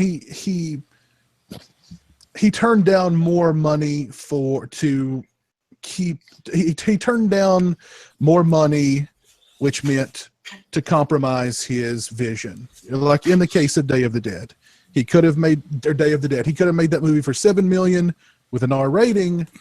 He said, no, I'm not going to do that. Okay, well, here's $3 million to do it unrated. So instead of him, having to bow to the MPAA, he wanted to keep his vision his own. Granted, he had to cut, he had to winnow it down, but at the end of the day, it was still his. And I think that, in his opinion, it was like the more money you have, the less fun you have.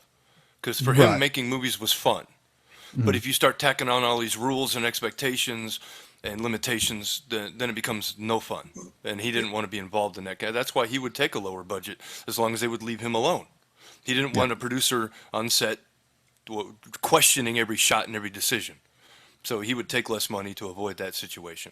Understand that?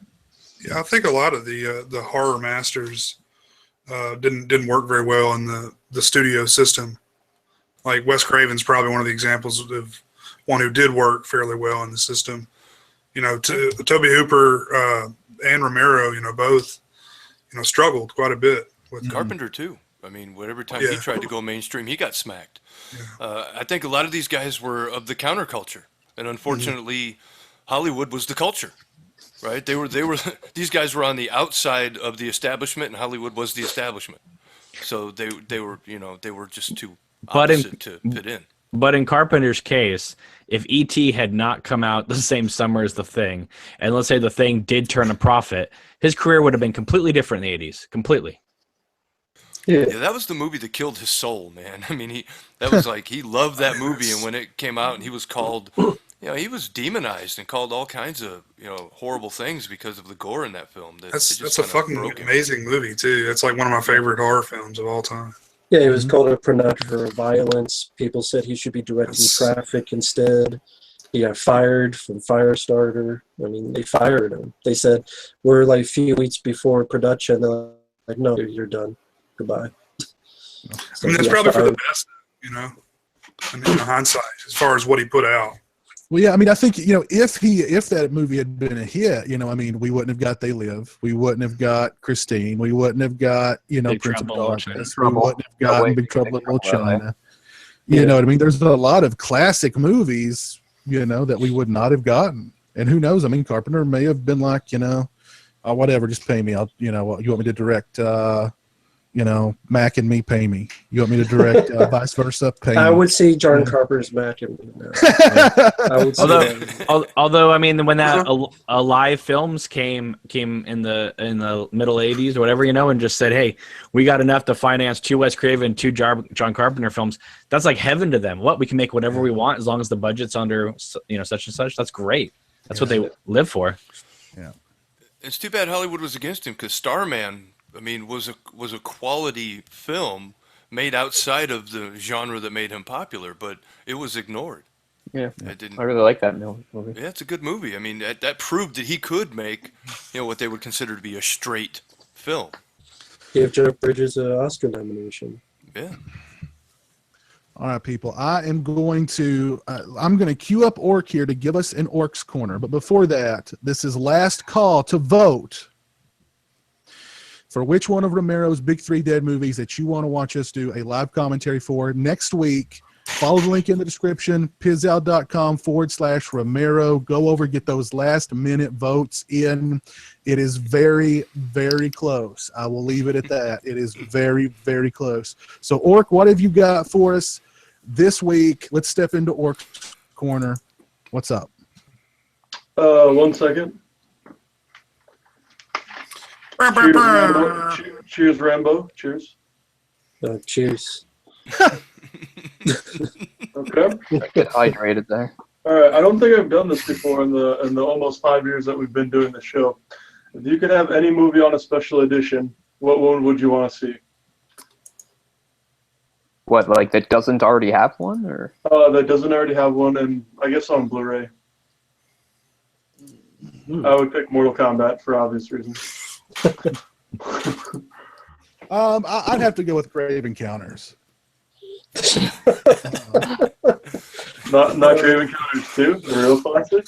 Well, let's get the trilogy on a Vestron Collector's Series $87 3-disc set. Yeah, I love it. It's like okay. First, okay.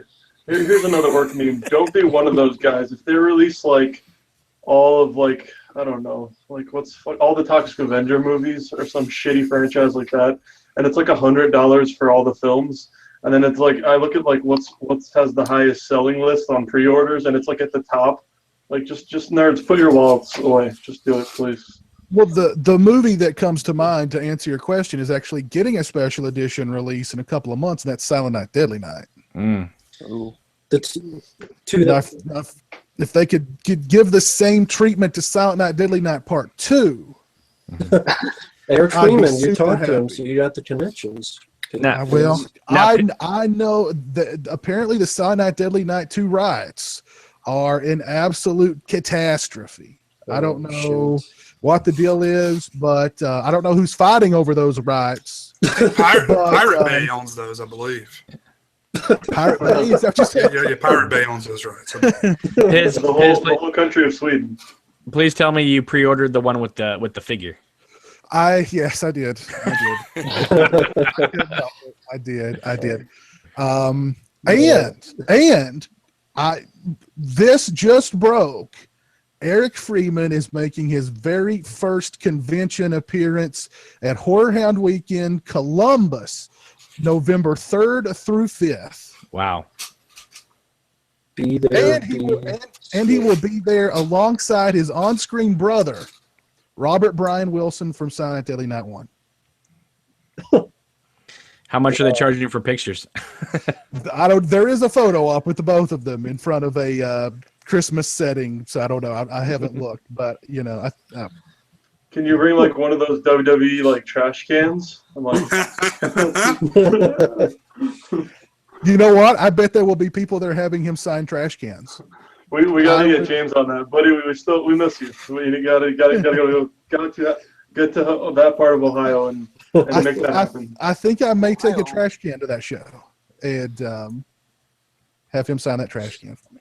But like, hey man, what time is it? And he's like, oh my fucking God. I hope that's, which I don't know when that Silent Deadly Night set comes out, but if it comes out before that convention, I could take it and have Robert Brian Wilson sign that figure and then put it on eBay for $3,000 and fund your entire Horror Hound Weekend. There you go. So I don't know. Silent Deadly Night came to mind. Answer your own question, Orc. What would it be for you? Mortal Kombat. Oh, that's right. I'm sorry. Sorry. I've already got the Blu-ray, but I'd like some special features on No Holds Barred, and I'd like a full-length documentary on the making of that movie as well. Mm-hmm. Yeah, you get some WWF like matches and things like that. That's it. Yeah, it's 2 matches with Zeus in it, which are great, but that's it. Mm-hmm. But I mean, you look at some of the films that do get collector's editions, and you're like, come on, you can buy the rights to another film and make your money back and then some. But instead, we get a special fucking edition for Tremors 5 or some shit. It's like, come on. Like, I think, and I may be alone on this boat, but I would love to see a special edition of Hellraiser Bloodline with a making of that. It includes Kevin Yager, the writer, the producer. I want to see how that movie started, how it went bad. You know what I mean? Like all the. I want Joe Chappelle there, who did the Alan Smithy reshoots. I want the work print.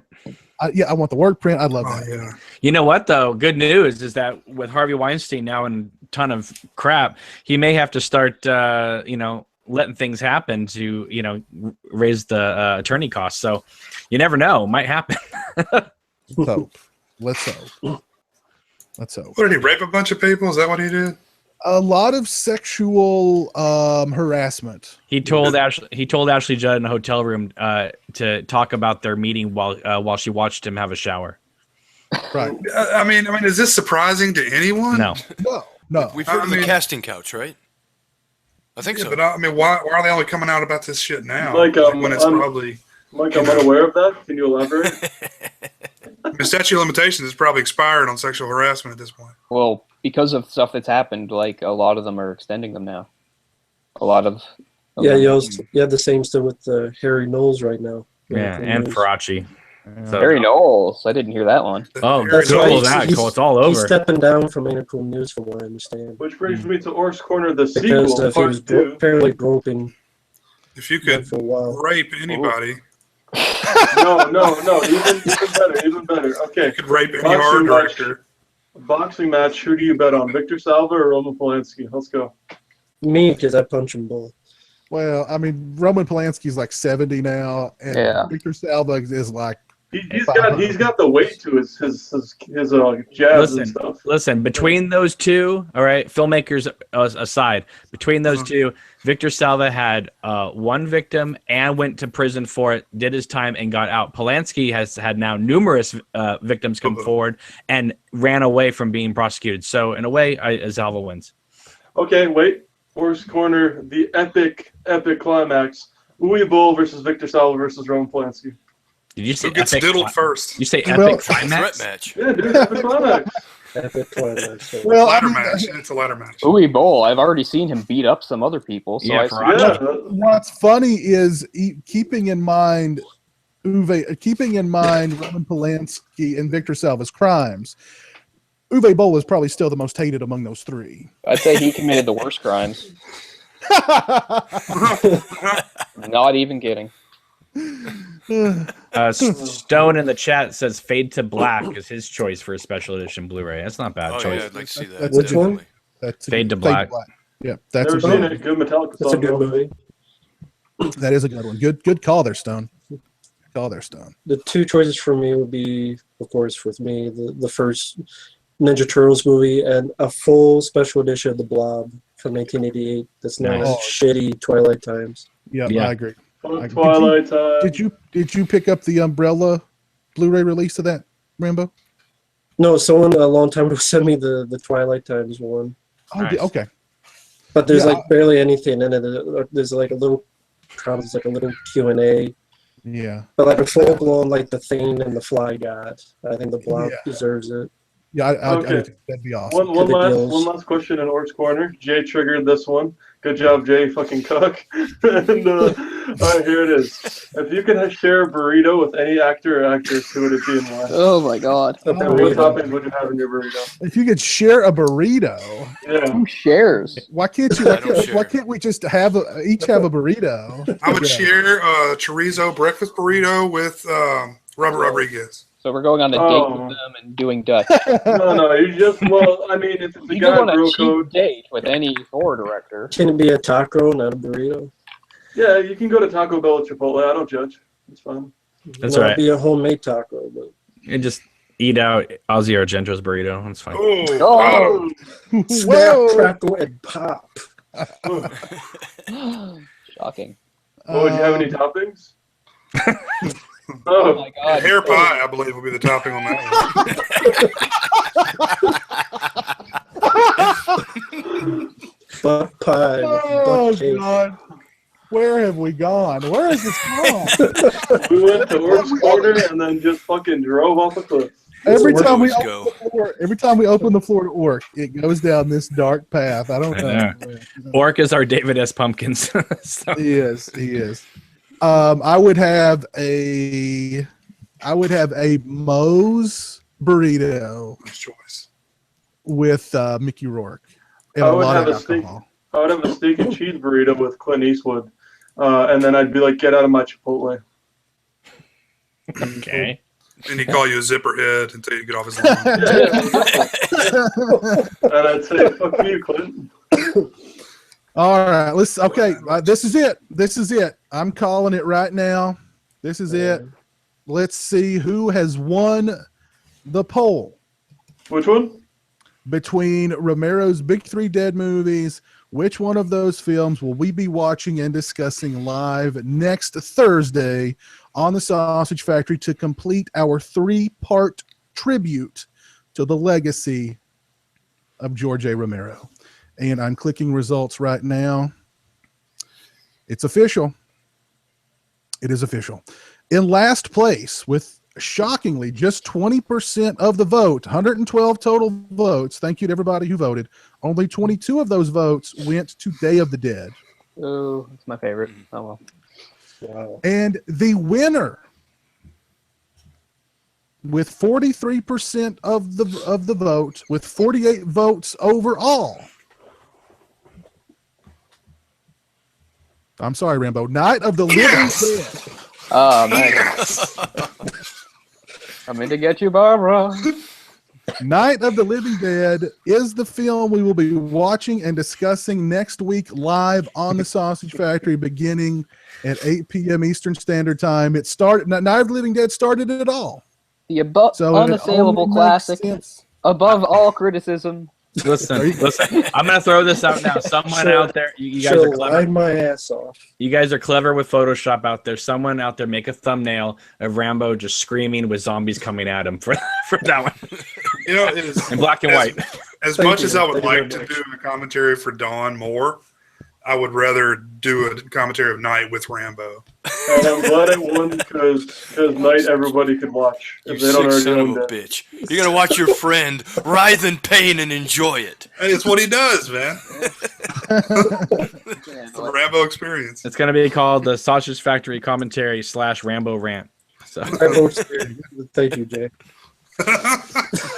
So you guys made the call. You voted for Night of the Living Dead.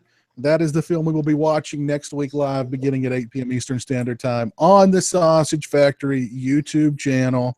Maybe we can change Rambo's mind. Maybe after next Thursday, Night of the Living Dead will be Rambo's new favorite Romero zombie film. So don't hold your breath.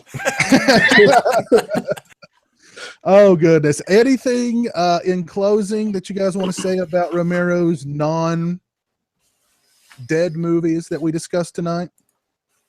I'll have to watch more of them. I only saw a few. I'll just say I didn't talk about The Dark Half because you guys all liked it, but I don't like The Dark Half. I don't think it was a good book either. So I really didn't like Hutton at all. I don't know. Cole, can you please stop bashing Romero? We're trying to I just feel like The Dark Half is Thank you. one of those movies that just like really gives Stephen King a bad reputation. I don't know. I can't like anything Didn't you about say the it's movie. not a good book either, though? Yeah, I don't think it's a good book either. So Stephen King gave himself a bad reputation. Yeah, I mean the movie's worse. The movie's worse than the book. But I don't know. I can't like it. So you won't be buying that Scream Factory release, is what you're saying? No, definitely not. But I do agree that, like, among Romero's stuff, like, it was nice to see him have a budget. It is a well put together film. It looks good and stuff like that. It's not like, But no, I never really liked the story very much. I don't like the character and stuff. And I don't know. It was a book. It disappointed me as a book, and then just annoyed me as a movie. Like, it was a book I wanted to like because I like a lot of Stephen King, and because I like when he writes about writing and writers and stuff, which he does quite a bit. But I don't know. The whole thing just felt like a vast oversimplification. Whoa. Whoa. Wow. That's right. Go Stephen King. Romero. You don't fuck with the king. He'll just cut you right out. I'm Holy telling you. shit. Wow, he was got- jettisoned quickly. Wow. He got ejected out. You know what, guys? I just had enough. I had enough of him. So that was it. Wow. That was it. Good God. Well, Holy shit. that was the quickest departure I've ever seen. Jesus, do not talk down about the king. He's got those connections apparently. Shit. I'm telling you, good I'm Lord. fucking terrified. I'm about to go grab my Bible and pray. Holy No, shit. I'll bet you YouTube pulled his account, flagged one of his videos, so he just got taken off YouTube. Wow, dude, that was crazy. Well, let me give a big thanks to everybody who tuned in tonight, everybody who voted in our poll. Thanks a lot. And hopefully at least, everybody knows of Romero's dead movies. Hopefully we shed some light on some of Romero's other films in his filmography that you guys can go and check out and explore and hopefully add to your collections. So again, thanks a lot for joining us tonight. We really appreciate it. We'll see you next Thursday live beginning at 8 p.m. Eastern Standard Time right here on the Sausage Factory YouTube channel as we watch and discuss Night of the Living Dead. So you guys have a great week. We'll see you next week. Peace. And then Cole pops in. Sorry, Zach.